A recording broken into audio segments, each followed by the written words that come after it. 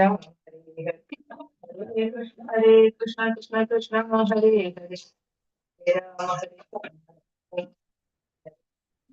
ओम नमो भगवते वासुदेवाय। ओम नमो भगवते वासुदेवाय। ओम नमो भगवते वासुदेवाय। ओम अज्ञानतिमिरान्धस्य ज्ञानाञ्जनशलाकया चक्षुरुन्मीलितं येन तस्मै श्रीगुरवे नमः। श्रीचैतन्यमनोभीष्टं स्थापितं येन भूतले स्वयं रूपकदा मह्यं ददाति स्वपदान्तिकम्।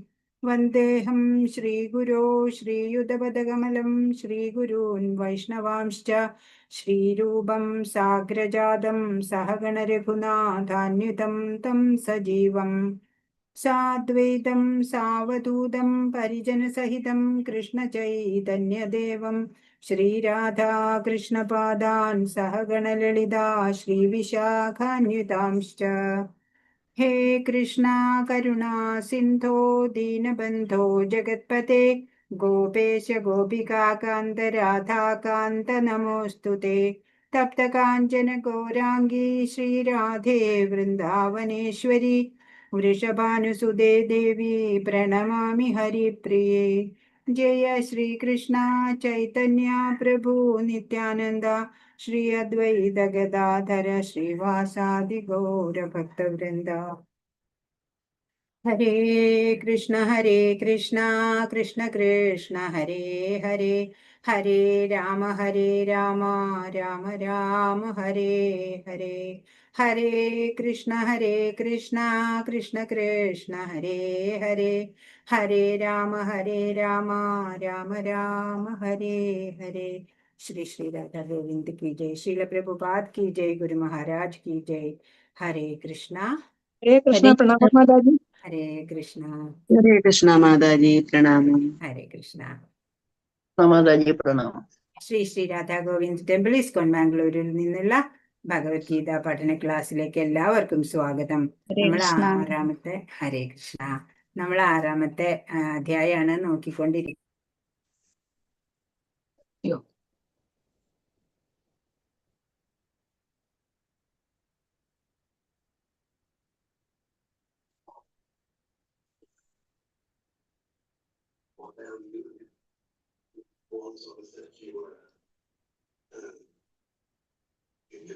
ഹരേ കൃഷ്ണ ഹരേ കൃഷ്ണ. ഇപ്പൊ കേൾക്കാമോ? കേൾക്കാം കേൾക്കാം. ഹരേ കൃഷ്ണ ഹരേ കൃഷ്ണ. അപ്പോ നമ്മൾ ആറാമത്തെ ഭക്ഷണം എല്ലാത്തിലും മിതത്വം പാലിച്ചിട്ട് നമ്മൾ ജീവിക്കണം. ധ്യാനം പരിശീലിക്കുന്നത് നമ്മളുടെ മനോനിയന്ത്രണത്തിന് വേണ്ടിയിട്ടാണ് എന്നെല്ലാം ഭഗവാൻ പറഞ്ഞു തന്നു. ഇനി എത്രാമത്തെ ശ്ലോകം വരെയാ നമ്മൾ കണ്ടത്? 25 25 വരെ എടുത്തു. 25 ശൈന രൂപാരമേ ബുദ്ധ്യാ ധൃതീഗ്രഹീയ ആത്മസംസ്ഥ. ശനൈ ശനൈ എന്ന് പറഞ്ഞ പതുക്കെ പതുക്കെ അല്ലെ, ക്രമേണ പടിപടിയായിട്ട് നമ്മള് വിശ്വാസദാർഢ്യമാർന്ന ബുദ്ധിയുടെ സഹായത്താല് സമാധിസ്ഥനാകണം. യോഗ പരിശീലനം അത് വളരെ നാളത്തെ പരിശീലനം കൊണ്ടേ സാധിക്കുള്ളൂ. ഭക്തി യോഗമാണ് ഏറ്റവും ഈസി പ്രോസസ്സ്. ഇതൊക്കെ യോഗി അവസ്ഥയിലുള്ളവർക്ക്, വേറെ ഒന്നുമില്ല, എല്ലാമേ ഉപേക്ഷിച്ചവർക്ക് വേണ്ടിയിട്ടുള്ളതാ അല്ലെ. ഈ യോഗചര്യകളൊക്കെ അനുഷ്ഠിച്ചിട്ട്, യോഗചര്യ മോശം എന്നല്ല, യോഗചര്യ അനുഷ്ഠിക്കുന്നത് കൊണ്ട് പ്രാണായാമം അതൊക്കെ നമ്മുടെ ആ ഇന്ദ്രിയ മനോബുദ്ധികളെയൊക്കെ നിയന്ത്രണത്തിലാക്കാൻ വളരെ നല്ലതാണ്. പക്ഷെ അതൊക്കെ കുറച്ച് ടഫ് ടാസ്ക് ആണ്. നമ്മളെ പോലെയുള്ള സാധാരണക്കാർക്ക് അല്ലെങ്കിൽ ഗൃഹസ്ഥരാകുമ്പോൾ ഒരുപാട് വേറെ ചുമതലകളൊക്കെ ഉണ്ടാവണവർക്ക് പ്രയാസമാണ്. ഇപ്പൊ സമാധിസ്ഥനാവാം, ഇങ്ങനെ മനസ്സിനെ ആത്മാവിൽ ഉറപ്പിക്കുക, അങ്ങനെ കുറെ കാര്യങ്ങളുണ്ട് അതില്. ഭഗവാനെ ഇങ്ങനെ സമാധി അവസ്ഥയിൽ നമ്മൾ എത്താൻ എന്ത് ചെയ്യണം? എല്ലാ ഇന്ദ്രിയങ്ങളെ പ്രത്യാഹാരം, എല്ലാ ഇന്ദ്രിയങ്ങളെയും നിയന്ത്രിച്ച് അല്ലെ, മനോനിയന്ത്രണം ഒക്കെ ആയിട്ട് ഇങ്ങനെ കണ്ണുകൾ അടച്ച് ഇങ്ങനെ ഇരിക്കുക. അപ്പൊ ഭഗവാനെ ഇങ്ങനെ സർവാംഗ സുന്ദരനായിട്ട്, സർവാഭരണ വിഭൂഷിതനായിട്ട്, പ്രസന്ന മുഖനായിട്ടുള്ള ആ ഭഗവാനെ ഇങ്ങനെ ധ്യാനിക്കുക. എന്നിട്ട് ഭഗവാന്റെ പാദം മുതൽ ഇങ്ങനെ ഓരോ അംഗത്തെയും സമഗ്രമായിട്ട് ധ്യാനിക്കുക. അങ്ങനെ മന്ദഹാസ സുന്ദരമായിട്ടുള്ള ആ മുഖത്ത് ധ്യാനം എത്തുമ്പോൾ അവിടെ തന്നെ മനസ്സിനെ നിർത്താൻ പറ്റണം. ഇത്രയും ചെയ്താൽ മതി. പിന്നെ സ്വാഭാവികമായിട്ട് മനസ്സ് ശാന്തമായിട്ട് പര്യവസാനിക്കും സമാധി അവസ്ഥയിൽ. അങ്ങനെ നിത്യ ആനന്ദം പ്രകാശിക്കും അപ്പോഴവിടെ എന്നാണ്. ഭഗവാനെ നമുക്ക് നേരിട്ട് കണ്ടതിന് തുല്യമാവും. ഹരേ കൃഷ്ണ. 26-ാമത്തെ ശ്ലോകം. യതോ യതോ നിശ്ചലതി മനശ്ചഞ്ചലമസ്ഥിരം തതസ്തതോ നിയമ്യൈതദാത്മന്യേവ വശം നയേത്. സ്വഭാവേന ചപലവും ചഞ്ചലവുമായ മനസ്സ് എവിടെയൊക്കെ അലഞ്ഞു നടക്കുന്നുവോ അവിടെ നിന്നെല്ലാം പിൻവലിച്ച് അതിനെ ആത്മാവിന് അധീനമാക്കിക്കൊള്ളണം. ഇപ്പൊ എന്തു വേണം? എപ്പോഴും ചപലമായിട്ട് അല്ലെ ചാടിക്കൊണ്ടിരിക്കുന്ന ഒരു കുരങ്ങന്റെ പോലെയാണ് മനസ്സ്. അത് അപ്പോഴങ്ങനെയുള്ള മനസ്സ് എവിടൊക്കെയാണോ അലഞ്ഞു നടക്കണത് അവിടെ നിന്നൊക്കെ അതിനെ പിൻവലിച്ചു കൊണ്ടുവരണം.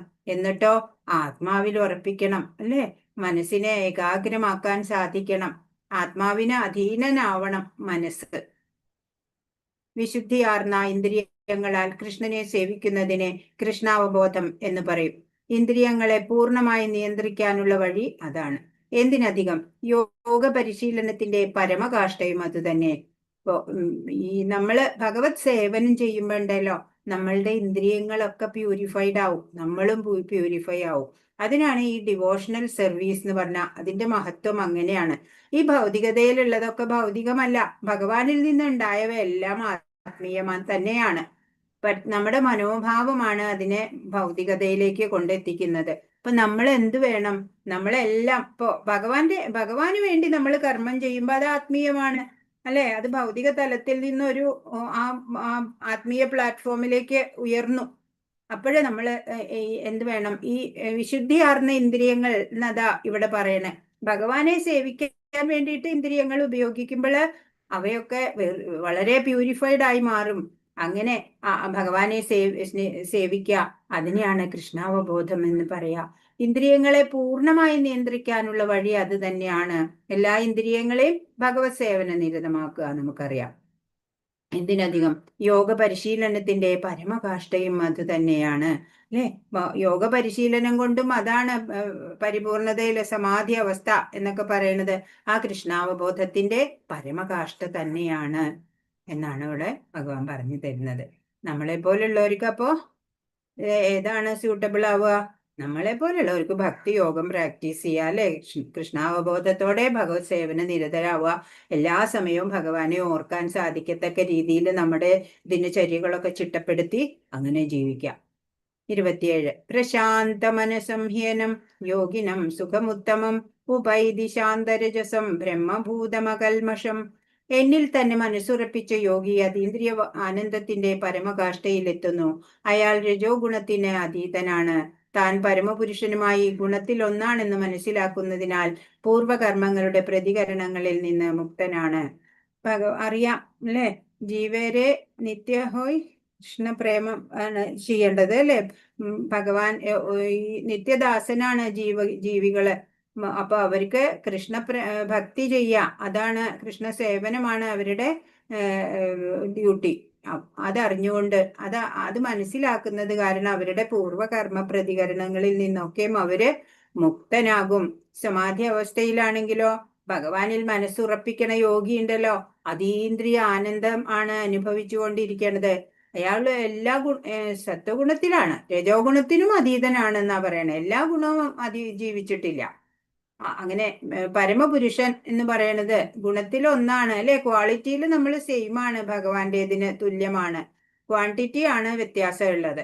അങ്ങനെ മനസ്സിലാക്കുന്ന അവര് ആ യോഗി പൂർവകർമ്മ പ്രതികരണങ്ങളിൽ നിന്നൊക്കെ മുക്തനാവും. പിന്നെ അദ്ദേഹത്തിന് പാപ കർമ്മങ്ങളോ പുണ്യകർമ്മങ്ങളോ ഒന്നും ഫലങ്ങൾ ബാക്കിയില്ല, എല്ലാം തീർന്നുപോയി. ഭഗവാന്റെ ചരണാരവിന്ദങ്ങളിൽ മനസ്സ് കേന്ദ്രീകരിക്കാത്ത ഒരാൾക്ക് ബ്രഹ്മത്തിന്റെ ഗുണത്തിൽ സ്ഥിതി ചെയ്യാനാവില്ല. കൃഷ്ണാവബോധം പുലർത്തുന്നത് വാസ്തവത്തിൽ രജോ ഗുണത്തിൽ നിന്നും എല്ലാ ഭൗതിക കൽമഷങ്ങളിൽ നിന്നും മോചനം നേടലാണ്. അതല്ലെങ്കിൽ അതിന് മോചനം നേടിയാലാണ് കൃഷ്ണാവബോധത്തിൽ എത്താൻ പറ്റുക അല്ലെ. തമോ ഗുണം രജോ ഗുണം അതിൽ നിന്നൊക്കെ നമ്മൾ മോചനം നേടുമ്പോ നമുക്ക് കൃഷ്ണാവബോധം പുലർത്താൻ സാധിക്കും. അപ്പോ ഭഗവാന്റെ ചരണാരവിന്ദങ്ങളില് മനസ്സ് കേന്ദ്രീകരിക്കാത്ത ഒരാൾക്ക് ബ്രഹ്മഭൂത അവസ്ഥയിൽ സ്ഥിതി ചെയ്യാൻ സാധിക്കില്ല എന്നാണ് പറയുന്നത്. അപ്പൊ അതിനു വേണ്ടിയാ അല്ലെ ഭഗവാനില് ആ മനസ്സ് കേന്ദ്രീകൃതമാവാൻ വേണ്ടിയിട്ടാണ് ഈ യോഗ ഒക്കെ പരിശീലിക്കുന്നത്. അഷ്ടാംഗ യോഗ അല്ലെ, ധ്യാനയോഗം ഒക്കെ പരിശീലിക്കണത് ഭഗവാനില് ഉറപ്പിച്ചു നിർത്തണം മനസ്സ്. എവിടെയും പോകരുത്. അതിനു വേണ്ടിയാ യോഗയൊക്കെ പ്രാക്ടീസ് ചെയ്യണേ. നിരന്തര പരിശീലനം കൊണ്ട് അത് യോഗികൾ സാധിച്ചെടുക്കുന്നുമുണ്ട്. 28 യുഞ്ജന്നേവം സദാത്മാനം യോഗി വിഗതകൽമഷ സുഖേന ബ്രഹ്മ സംസ്പർശം അത്യന്തം സുഖമശ്നുതേ. അപ്രകാരം നിയന്ത്രിതാത്മാവായ യോഗി സദാ യോഗനിഷ്ഠനായി ഭൗതിക മാലിന്യങ്ങളിൽ നിന്ന് മുക്തി നേടി ഭഗവാന്റെ അതീന്ദ്രിയ സേവനമാകുന്ന പരമാനന്ദത്തിന്റെ അത്യുന്നതമായ അവസ്ഥയിലെത്തുന്നു. അങ്ങനെ നിയന്ത്രിത ആത്മാവാവുക, ഭഗവാനിൽ മാത്രം ശ്രദ്ധ അങ്ങനെ കേന്ദ്രീകരിച്ച് നിർത്താൻ സാധിക്കുക. അങ്ങനെയുള്ള ഒരു യോഗി സദാ യോഗനിഷ്ഠനാണ്.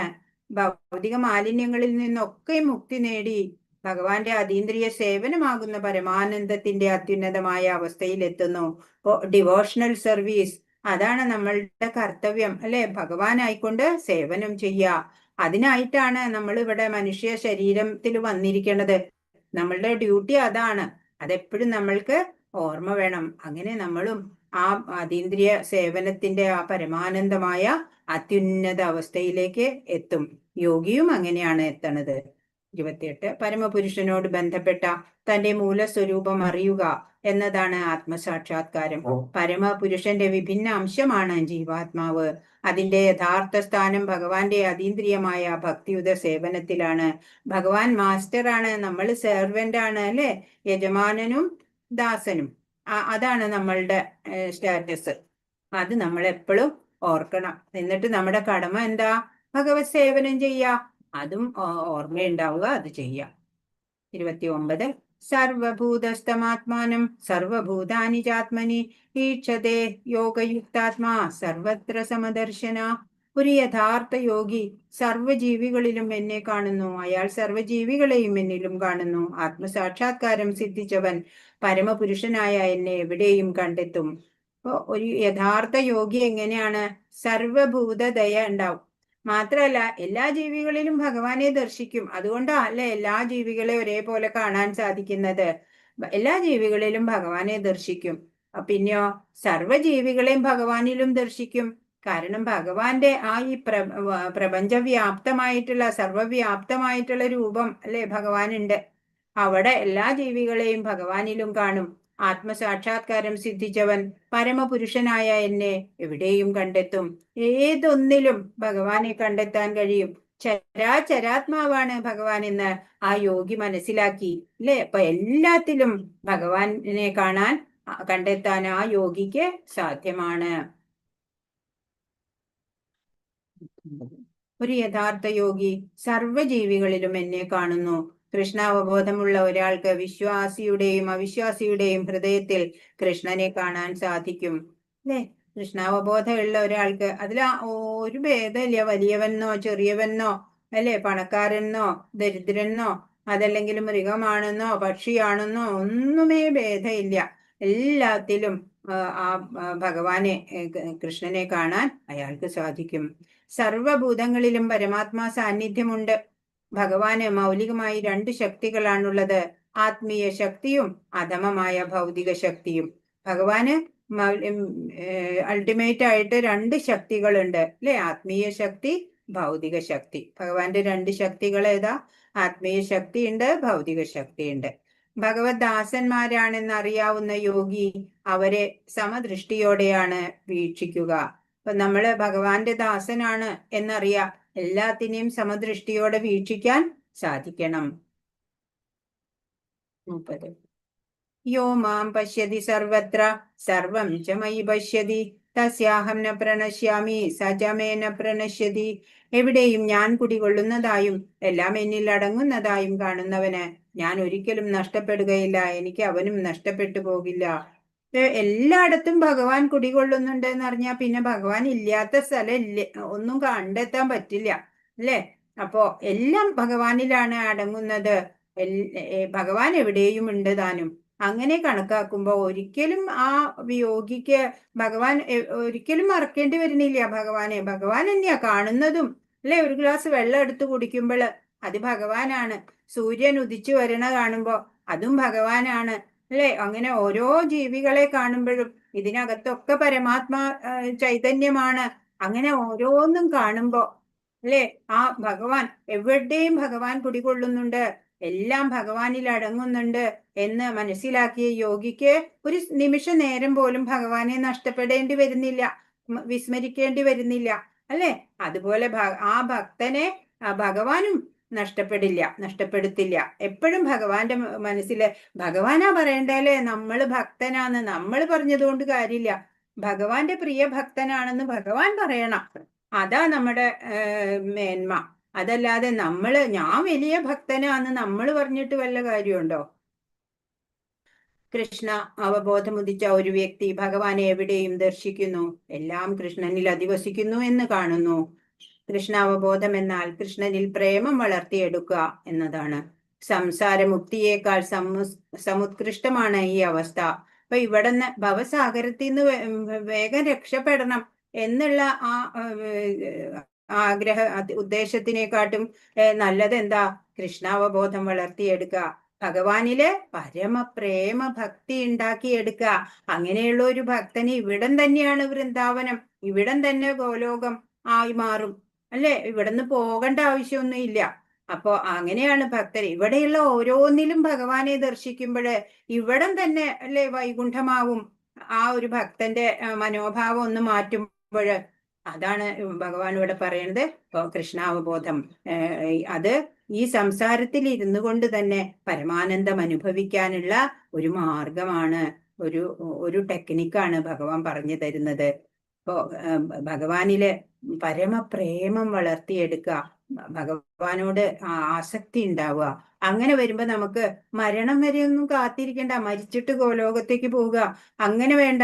ഇവിടെ നമ്മൾ ഇരിക്കുന്നവിടം തന്നെ വൃന്ദാവനമോ ഗോലോക വൃന്ദാവനമാക്കാം, വൈകുണ്ഠമാക്കാം, അല്ലേ? എല്ലാത്തിലും ഭഗവാനാണ് ദർശിക്കാൻ പറ്റുക, എല്ലാത്തിലും ഭഗവാൻ കുടികൊള്ളുന്നുണ്ട് എന്നുള്ള, എല്ലാം ഭഗവാനിലാണ് ഇരിക്കുന്നത് എന്ന ആ അവബോധത്തോടെ ആ ദൃഷ്ടിയോടെ നോക്കുമ്പോൾ നമ്മൾക്ക് ഇവിടം തന്നെയാണ് വൃന്ദാവനം. അങ്ങനെ ഒരു ഭക്തൻ പരമാനന്ദം അനുഭവിക്കും. ഭഗവാനെ ദർശിക്കാതെ ഒരു നിമിഷം പോലും കഴിക്കേണ്ടി വരുന്നില്ല. അയാൾക്ക് ക്ഷണനേരം പോലും സ്വഹൃദയസ്ഥനായ ഭഗവാനെ ദർശിക്കാതെ ജീവിക്കാൻ വയ്യെന്നാവുകയും ചെയ്യും. നമ്മുടെ ഉള്ളിൽ അന്തര്യാമിയായിട്ടിരിക്കുന്നുണ്ട്, പുറത്ത് എല്ലാത്തിലും ഭഗവാനുണ്ട്, എല്ലാം ഭഗവാനിൽ അടങ്ങിയിരിക്കുന്നു. അങ്ങനെയുള്ള ഒരു മനോഭാവമുള്ള ആ ഒരു ഭക്തന് ഒരു നിമിഷം പോലും ഭഗവാനെ വിസ്മരിക്കേണ്ട, എപ്പോഴും ഭഗവാനെ ദർശിച്ചുകൊണ്ട് തന്നെയാ ഇരിക്കണത്, അല്ലേ? ക്ഷണനേരം പോലും അയാള് ഭഗവാനെ മറക്കുന്നില്ല. അതുകൊണ്ട് തന്നെ ഭഗവാനെ ദർശിക്കാതെ ജീവിക്കേണ്ട ആവശ്യമില്ല. അങ്ങനെ ഭഗവാനെ ദർശിക്കാതെ ജീവിക്കാനും വയ്യ. അയാളുടെ മനോഭാവം എപ്പോഴും ഭഗവാന്റെ നേരെയാണ്, അല്ലെ? ഭഗവാനോടാണ് ആസക്തി. ആ മനസ്സ് എപ്പോഴും ഭഗവാനിലാണ് ഊന്നിയിരിക്കണത്. അതാണ് ഒരു ഭക്തന്റെ പരമ ഉത്കൃഷ്ടമായ അവസ്ഥ. പരമാനന്ദമാണ് ആ ഭക്തൻ അനുഭവിക്കുക. 31 സർവഭൂതസ്ഥിതം യോ മാം ഭജത്യേകത്വമാസ്ഥിത സർവഥാ വർത്തമാനോപി സ യോഗി മയി വർത്തത്തെ. ഞാനും പരമാത്മാവും ഒന്നു തന്നെയാണെന്നറിഞ്ഞുകൊണ്ട് ആരാധ്യനായ പരമാത്മാവിന്റെ സേവനത്തിൽ മുഴുകിയ യോഗി ഏതു സന്ദർഭത്തിലും എന്നിൽ തന്നെ ജീവിക്കുന്നു. അപ്പൊ ഭഗവാൻ പരമാത്മാവായിട്ട് എല്ലാവരുടെയും ഉള്ളിൽ ഇരിക്കുന്നുണ്ട് എന്നറിഞ്ഞുകൊണ്ട് ആ പരമാത്മാവിന്റെ സേവനത്തിൽ മുഴുകും ഒരു ഭക്തൻ. അങ്ങനെയുള്ള യോഗി എല്ലായ്പ്പോഴും ഭഗവാനിൽ തന്നെയാണ് ജീവിക്കുന്നത്. അയാൾ ഇവിടെ ജീവിക്കുകയാണെങ്കിലും ലൗകികതയിൽ നിന്ന് ഈ ഭൗതിക പ്ലാറ്റ്ഫോമിൽ നിന്ന് ഉയർന്ന് അലൗകികമായ പ്ലാറ്റ്ഫോമിലാണ് അയാൾ ജീവിക്കുന്നത്. കാണുന്നവർക്ക് തോന്നും, അല്ലെ, സാധാരണക്കാരെ പോലെ. പക്ഷെ ആ ഭക്തന്റെ തലം വേറെ ഉയർന്ന തലമാണ്, ആത്മീയ തലത്തിലാണ് ആ ഭക്തൻ ജീവിക്കുന്നത്. എപ്പോഴും ഭഗവാനെ മാത്രം കണ്ടുകൊണ്ട് ജീവിക്കുകയാണ് ചെയ്യണത്. 31 പരമാത്മാവിന്റെ ഈ രൂപത്തിൽ കൃഷ്ണൻ ഏവരുടെയും ഹൃദയത്തിൽ വാഴുന്നുണ്ട്. കൃഷ്ണാവബോധം ഉദിച്ച് അതീന്ദ്രിയമായ ഭഗവത് സേവനത്തിൽ ഏർപ്പെട്ടുകൊണ്ടിരിക്കുന്ന ഒരാൾക്കും പരമാത്മാവിൽ ധ്യാന നിരതനായി കൊണ്ടിരിക്കുന്ന മറ്റൊരാൾക്കും തമ്മിൽ വ്യത്യാസമില്ല.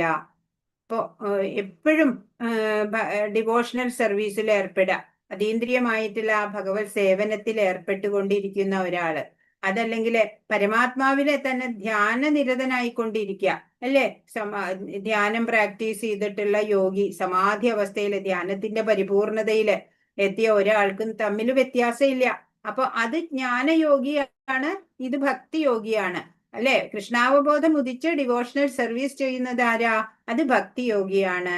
ധ്യാന തൽപരനായി കൊണ്ട് പരമാത്മാവിനെ ദർശിച്ചു കൊണ്ടിരിക്കുന്ന ആള് ജ്ഞാനയോഗിയാണ്. അത്രേ ഉള്ളൂ. രണ്ടുപേരും തമ്മില് വലിയ വ്യത്യാസമില്ല, പേര് മാത്രമാണ് വ്യത്യാസം. ജ്ഞാനയോഗിയുടെ മാർഗം കുറച്ച് വിഷമം പിടിച്ചതാണ്, ഭക്തി യോഗിയുടെ മാർഗം എളുപ്പമുള്ളതാണ്. വിഷ്ണു ഒന്നേ ഉള്ളൂ എങ്കിലും അവിടുന്ന് നിശ്ചയമായും സർവവ്യാപി അത്രേ.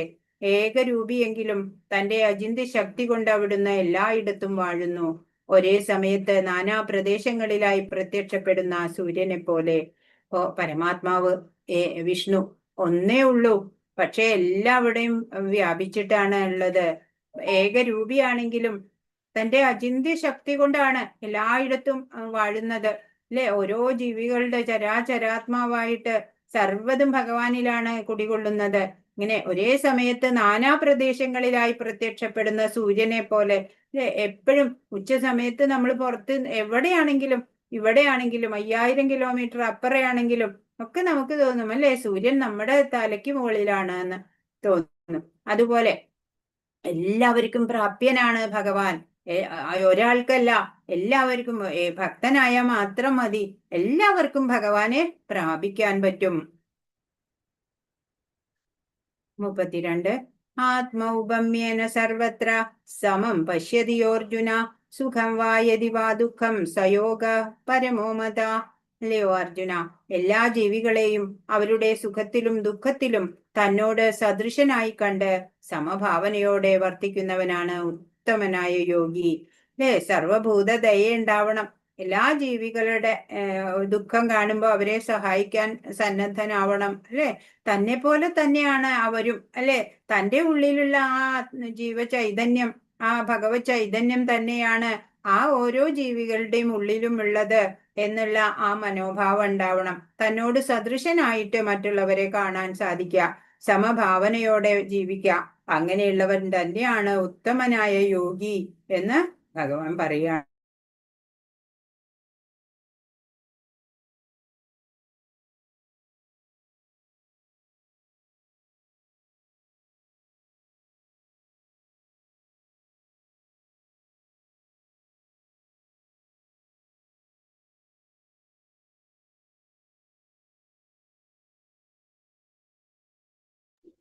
കേൾക്കുന്നില്ല. ഒന്നും കേൾക്കുന്നില്ലല്ലോ മാതാജി. ഹരേ കൃഷ്ണ, കേൾക്കുന്നില്ല മാതാജി.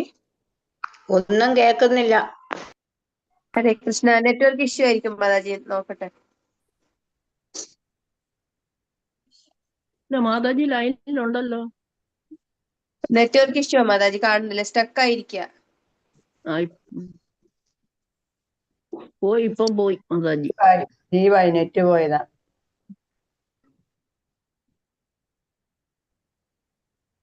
കേറി. ഹരേ കൃഷ്ണ. ശോഭന മാതാജി ഹോസ്റ്റായി. ഹരേ കൃഷ്ണ. ഹരേ കൃഷ്ണ, ഒന്നും കേട്ടില്ല മാതാജി. എവിടെ വരെ കേട്ടു? 32ന്റെ ഷെയർ ചെയ്യട്ടെ കേട്ടോ. 32ന്റെ ആശയം പറഞ്ഞു മാതാജി, ഈ ഭാവാർത്ഥം. ഓക്കെ. 32. ബദ്ധനായ ജീവാത്മാവിന് താനും ഭഗവാനുമായുള്ള ബന്ധം വിസ്മരിക്കുമ്പോഴാണ് 3 വിധം ഭൗതിക ദുഃഖങ്ങള്. ഏതൊക്കെയാ 3 വിധം ഭൗതിക ദുഃഖങ്ങള്? അതിഭൗതിക, അതിദൈവിക, ആധ്യാത്മിക. താപത്രയങ്ങള് നമ്മൾ കണ്ടു, അല്ലെ? ആധ്യാത്മികം, ആദിഭൗതികം, ആദിദൈവികം. അങ്ങനെയുള്ളത് അത് നമുക്ക് പരിഹരിക്കാൻ പറ്റാത്തത്, അത് വന്ന് തന്നെ അനുഭവിക്കുക തന്നെ വേണം. അപ്പൊ അതൊന്നും ആർക്കും അനുഭവിക്കേണ്ടി വരില്ല. ബദ്ധനായ ആത്മാവിന് താനും ഭഗവാനുമായുള്ള ബന്ധം ഓർമ്മയുണ്ടെങ്കിൽ അത് അനുഭവിക്കേണ്ട. താനും ഭഗവാനുമായുള്ള ബന്ധം നമ്മൾ മറന്നിരിക്കണ കാരണമാണ് നമുക്ക് ഇതൊക്കെ, ഈ ദുഃഖങ്ങളൊക്കെ ബാധിക്കുന്നത്. അപ്പൊ നമ്മളും ഭഗവാനും താനുമായിട്ട് എന്താ ബന്ധം? നമ്മൾ എന്താ നമ്മൾ പറഞ്ഞത്? ജീവാത്മാവും നമ്മൾ ഭഗവാന്റെ ദാസരാണ്. ആ ഭഗവാന്റെ നിത്യബന്ധുവാണ്. ഭഗവാന്റെ അംശമാണ് അല്ലേ? ഭഗവാന്റെ തന്നെ അംശവുമാണ് നമ്മള്. അതുകൊണ്ട് നമ്മുടെ ഡ്യൂട്ടി ഭഗവാന്റെ സേവനമാണ്. കേൾക്കണില്ല. അത് എപ്പോഴും വീണ്ടും കേൾക്കണില്ല മാതാജി. ക്ലിയർ മാതാജി ആവുന്നില്ല. മുറിഞ്ഞാ കേൾക്കുന്നത്.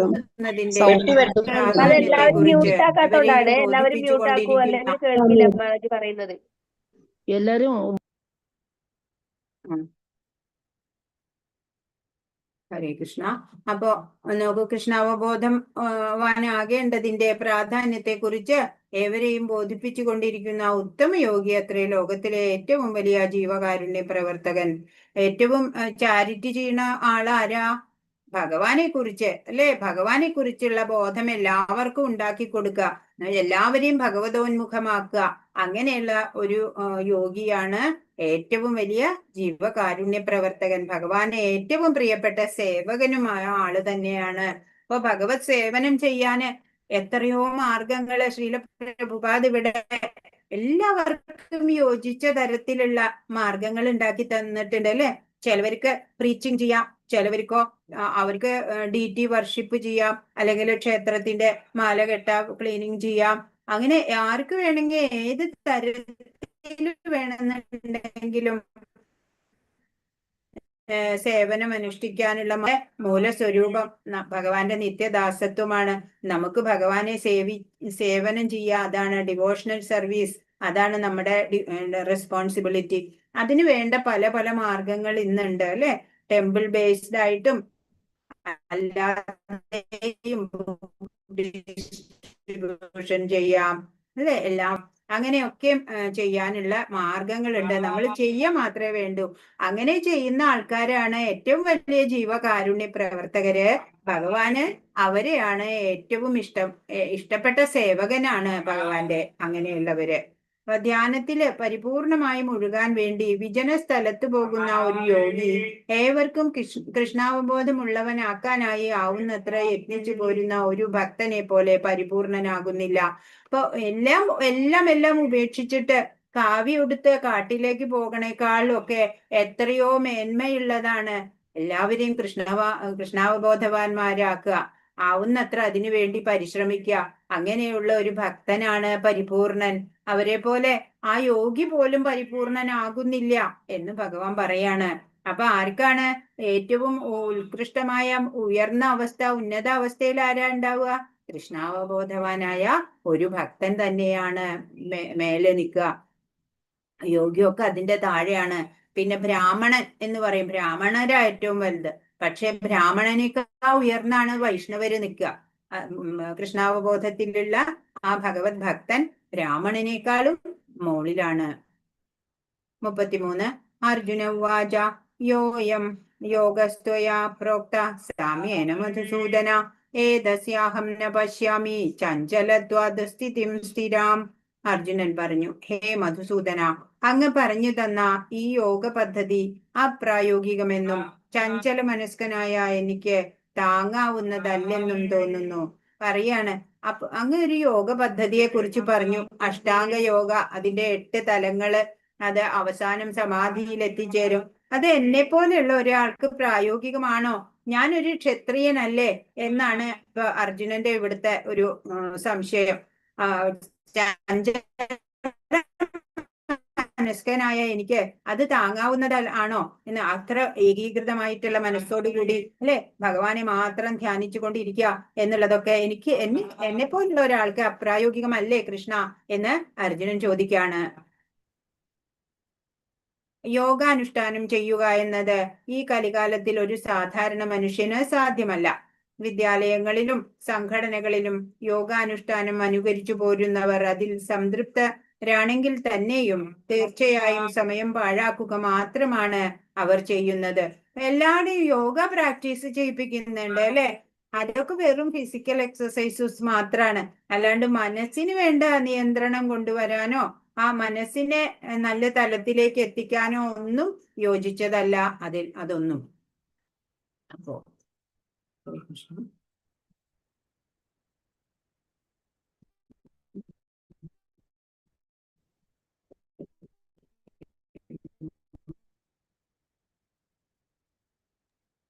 ധന്യമാതാജി 34 ശ്ലോകം ഇവിടെ എഴുതി കാണിക്കുന്നില്ല.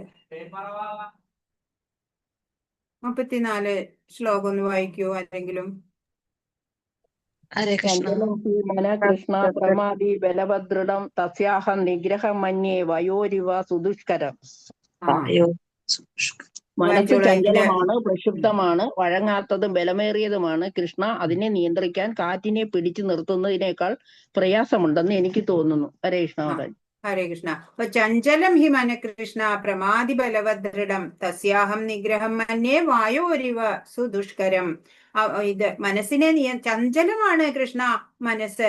ആ മനസ്സിനെ നിയന്ത്രിക്കുക എന്നത് വായുവിനെ പിടിച്ചു നിർത്തുന്നതിനേക്കാൾ ദുഷ്കരമല്ലേ എന്ന് അർജുനൻ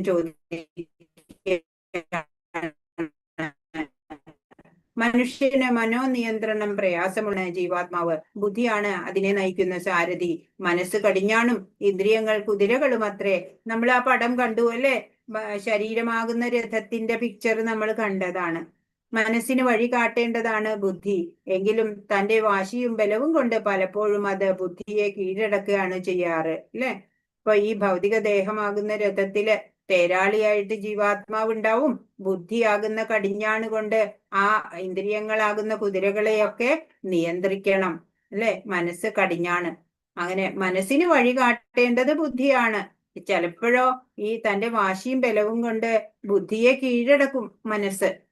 അങ്ങനെ ചഞ്ചലമായിട്ടുള്ള കുരങ്ങിനെ പോലെയുള്ള ആ മനസ്സ് എപ്പോഴും ചാടിക്കൊണ്ടിരിക്കും ഒന്നിൽ നിന്ന് മറ്റൊന്നിലേക്ക്. അതിനെ എങ്ങനെയാണ് കൃഷ്ണ നിയന്ത്രിക്കുന്നത്?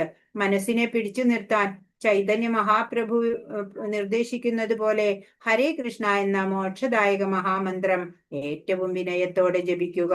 അതേ വഴിയുള്ളൂ. ആ മനസ്സിനെ ഭഗവാനിലേക്ക് നിർത്താൻ വേണ്ടി നാമം ജപിക്കുക അല്ലെ? അപ്പൊ നമ്മൾ ഭഗവാനുമായിട്ട് അസോസിയേറ്റഡ് ആവും.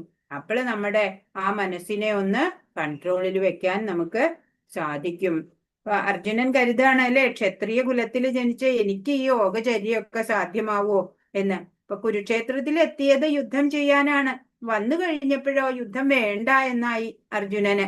അതുപോലെ കുരങ്ങിനെ പോലെയാ അല്ലെ മനസ്സ്. ഇന്ദ്രിയ മനസ്സുകളുടെ സമ്പർക്കത്താലാണ് ഈ ജീവൻ സുഖ ദുഃഖങ്ങളൊക്കെ അനുഭവിക്കുന്നത്. മനസ്സിന് വഴി കാട്ടിക്കൊടുക്കണം ബുദ്ധി അല്ലെ? പക്ഷെ പലപ്പോഴും മനസ്സിന്റെ വാശിയും ബലവും കൊണ്ടാണ് ഈ ബുദ്ധിയെ കീഴടക്കും. അപ്പൊ ബുദ്ധിക്ക് പിന്നെ ഒന്നും ചെയ്യാൻ പറ്റില്ല. നമ്മള് മന്ത്രം ജപിക്കുക, ഹരേ കൃഷ്ണ മഹാമന്ത്രം ജപിക്കുക. അപ്പൊ നമ്മുടെ പ്രക്ഷുബ്ധമായ മനസ്സിനെയൊക്കെ അടക്കാൻ പറ്റും. കാറ്റ് തട്ടാത്ത ഇടത്തെ ദീപനാളം പോലെ. അപ്പൊ അത് സ്റ്റഡി ആയിട്ട് അനക്കല്ലാണ്ട് നിന്നോളും. ഹരേ കൃഷ്ണ. 35. അപ്പൊ ഭഗവാൻ അതിന് മറുപടി പറയാണ്. ശ്രീ ഭഗവാൻ ഉവാച അസംശയം മഹാബാഹോ മനോന്തുർനിഗ്രഹം ജലം അഭ്യാസേന തു കൗന്ദേയ വൈരാഗ്യേണ ച ഗൃഹ്യതേ. അതേ അർജുന, വളരെ ദുഷ്കരാണ്. വായുവിനെ പിടിച്ചു കെട്ടണ പോലെ ദുഷ്കരാണ് പറഞ്ഞു അല്ലെ മനസ്സിനെ നിയന്ത്രിക്കാൻ. അതെ, ഭഗവാൻ പറഞ്ഞു, മഹാബാഹുവായ കുന്തിപുത്ര, അസ്ഥിരമായ മനസ്സിനെ അടക്കുക എന്നത് തീർച്ചയായും ദുഷ്കരമാണ്.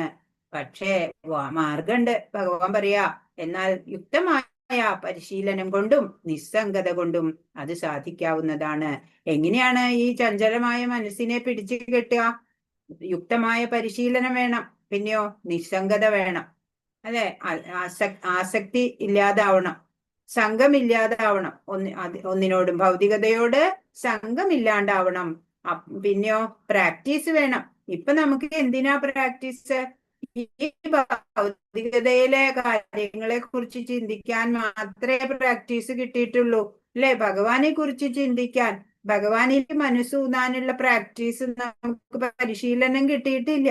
അതുകൊണ്ടാ. അപ്പൊ നമ്മള് യുക്തമായിട്ടുള്ള പരിശീലനം കിട്ടണം. പിന്നെയോ നമ്മള് ഒന്നിനോട് സംഘം ഉണ്ടാവരുത്, അതൊക്കെ ഒഴിവാക്കണം, നിസ്സംഗനാവണം. അങ്ങനെ വന്നാൽ നമുക്ക് ചഞ്ചലമായ മനസ്സിനെ നിയന്ത്രണത്തിൽ കൊണ്ടുവരാൻ സാധിക്കും എന്ന് ഭഗവാൻ പറയാണ്. വഴക്കമില്ലാത്ത മനസ്സിനെ നിയന്ത്രിക്കാൻ പരിശീലനം കൊണ്ടും നിസ്സംഗത കൊണ്ടും സാധിക്കുമെന്നാണ് ഭഗവാന്റെ ഉപദേശം. ഭഗവത് അർപ്പണമായിട്ടല്ലാതെ ചെയ്യുന്ന കർമ്മങ്ങളിൽ നിന്ന് മനസ്സിനെ പിൻവലിക്കുന്നത് കൊണ്ട് എളുപ്പത്തിൽ വൈരാഗ്യം നേടാം. അപ്പോ ഓരോ കർമ്മം നമുക്ക് ഓരോ നമ്മുടെ മുമ്പിൽ ഓരോ ടാസ്ക് വരുമ്പോഴും നമ്മൾ ഒന്ന് ആലോചിച്ചാൽ മതി. തീരുമാനം എടുക്കണേന് മുമ്പ് പറയാ ഈ പ്രവൃത്തി ഞാൻ ചെയ്യുന്നത് കൊണ്ട് ഭഗവാന് എന്തെങ്കിലും തൃപ്തി ഉണ്ടാവുമോ എന്ന് ചോദിക്കുക. അങ്ങനെ തൃപ്തി ഉണ്ട്, ഭഗവാനിലേക്ക് നമ്മളെ അടുപ്പിക്കുന്നതാണെങ്കിൽ ആ കർമ്മം ചെയ്യാം. ഭഗവാനിലേക്ക് അടുപ്പിക്കാത്ത കർമ്മമാണെങ്കിൽ അതിനെ വിട്ടുകളയാൻ ശ്രമിക്കണം. അങ്ങനെ നമ്മൾ വൈരാഗ്യം നേടണം അല്ലെ. ആവശ്യമില്ലാത്ത കാര്യങ്ങൾ, ഇപ്പോ എന്താ പറയാ, ഇന്റർനെറ്റ് സർഫിങ് അല്ലെ, സോഷ്യൽ മീഡിയ യൂസേജ്, അതുകൊണ്ടൊക്കെ ആർക്കും ഒരു പ്രയോജനം ഇല്ല അല്ലെ. അപ്പൊ അതൊക്കെ കളഞ്ഞ് വേറെ നല്ല നല്ല ഭഗവാനെ കുറിച്ചുള്ള കഥകള്, കീർത്തനങ്ങള്, ഇതൊക്കെ കേൾക്കാനും പറയാനും ഒക്കെ സമയം കണ്ടെത്തുക. ഭക്തിയുത സേവനം കൊണ്ട് മനസ്സ് ഭൗതിക ഉദ്ദേശങ്ങളിൽ നിന്ന് പിന്മാറുമ്പോൾ ഒരാൾ ദിവ്യ സംതൃപ്തി അടയുന്നു അല്ലെ. ഭക്തി സേവനം കൊണ്ട് നമ്മുടെ ആത്മാവിന് സന്തോഷം വരുന്നത് അപ്പോഴാ. എന്താ അങ്ങനെ വരാൻ കാരണം? ആത്മാവും പരമാത്മാവും തമ്മിൽ കണക്റ്റഡ് ആവുമ്പോഴാണ് സന്തോഷമുള്ളത്. ആത്മാവും പരമാത്മാവിൽ നിന്ന് വേറിട്ട് നിന്നാലോ നമുക്ക് സന്തോഷം ഉണ്ടാവില്ല അല്ലെ. കൃഷ്ണന് നിവേദിച്ച പ്രസാദം ഭക്ഷിക്കുന്നത് ദുരിതം അനുഭവിക്കുന്ന രോഗിക്ക് പഥ്യഭോജനവും അത്രേ. ഇപ്പൊ നമ്മൾ പ്രസാദമായിട്ട് ഭക്ഷണം കഴിക്കുമ്പോ ഒരു രോഗിക്ക് കിട്ടുന്ന ആ പഥ്യഭോജനം പോലെയാണ് നമ്മൾക്ക്. അത് നമ്മളുടെ സിരകളെയൊക്കെ പരിശുദ്ധമാക്കും. മാലിന്യങ്ങളാലെ നമ്മൾ നിറഞ്ഞിരിക്കാലേ, അനേക കോടി ജന്മങ്ങളിലെ ആ കൽമഷങ്ങൾ മുഴുവൻ അടിഞ്ഞുകൂടിയിരിക്കുന്ന മനസ്സാ നമ്മുടെ.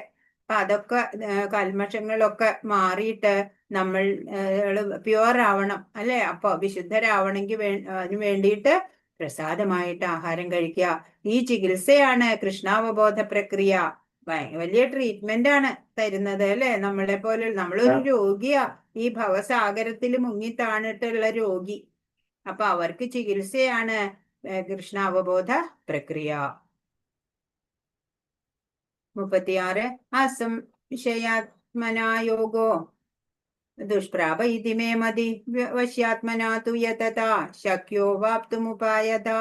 മനോനിയന്ത്രണമില്ലാത്തവന് ആത്മസാക്ഷാത്കാരം പ്രയാസമേറിയതാണ്.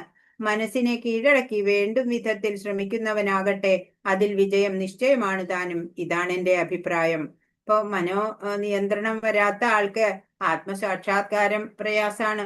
മനസ്സിനെ കീഴടക്കി വേണ്ട വിധത്തിൽ ശ്രമിച്ചാലോ അതില് ആത്മസാക്ഷാത്കാരത്തില് നമ്മൾ മുന്നേറാൻ പറ്റും, നമുക്ക് പരിപൂർണത നേടാൻ പറ്റും. ഇതാണ് ഭഗവാൻ പറയണത്.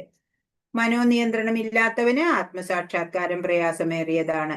മനോനിയന്ത്രണം ഇല്ലാത്ത യോഗാനുഷ്ഠാനം സമയം പാഴാക്കലല്ലാതെ മറ്റൊന്നുമല്ല. ഇന്ന് കാണുന്ന യോഗാനുഷ്ഠാനങ്ങളൊക്കെ അങ്ങനെയാ, മനസ്സിന് വേണ്ടിയിട്ടല്ല അല്ലെ, ഫിസിക്കലാണ്, എക്സസൈസ് പോലെ. ഭക്തൻ നിരന്തരം പ്രേമപൂർവകമായ ഭഗവത് സേവനത്തിൽ ഏർപ്പെടുത്തി മനസ്സിനെ സ്വാധീനിക്കണം. മനസ്സിനെയൊക്കെ ഭഗവത് കാര്യങ്ങളിലേക്ക് ശ്രദ്ധ കൊണ്ടുപോകണം.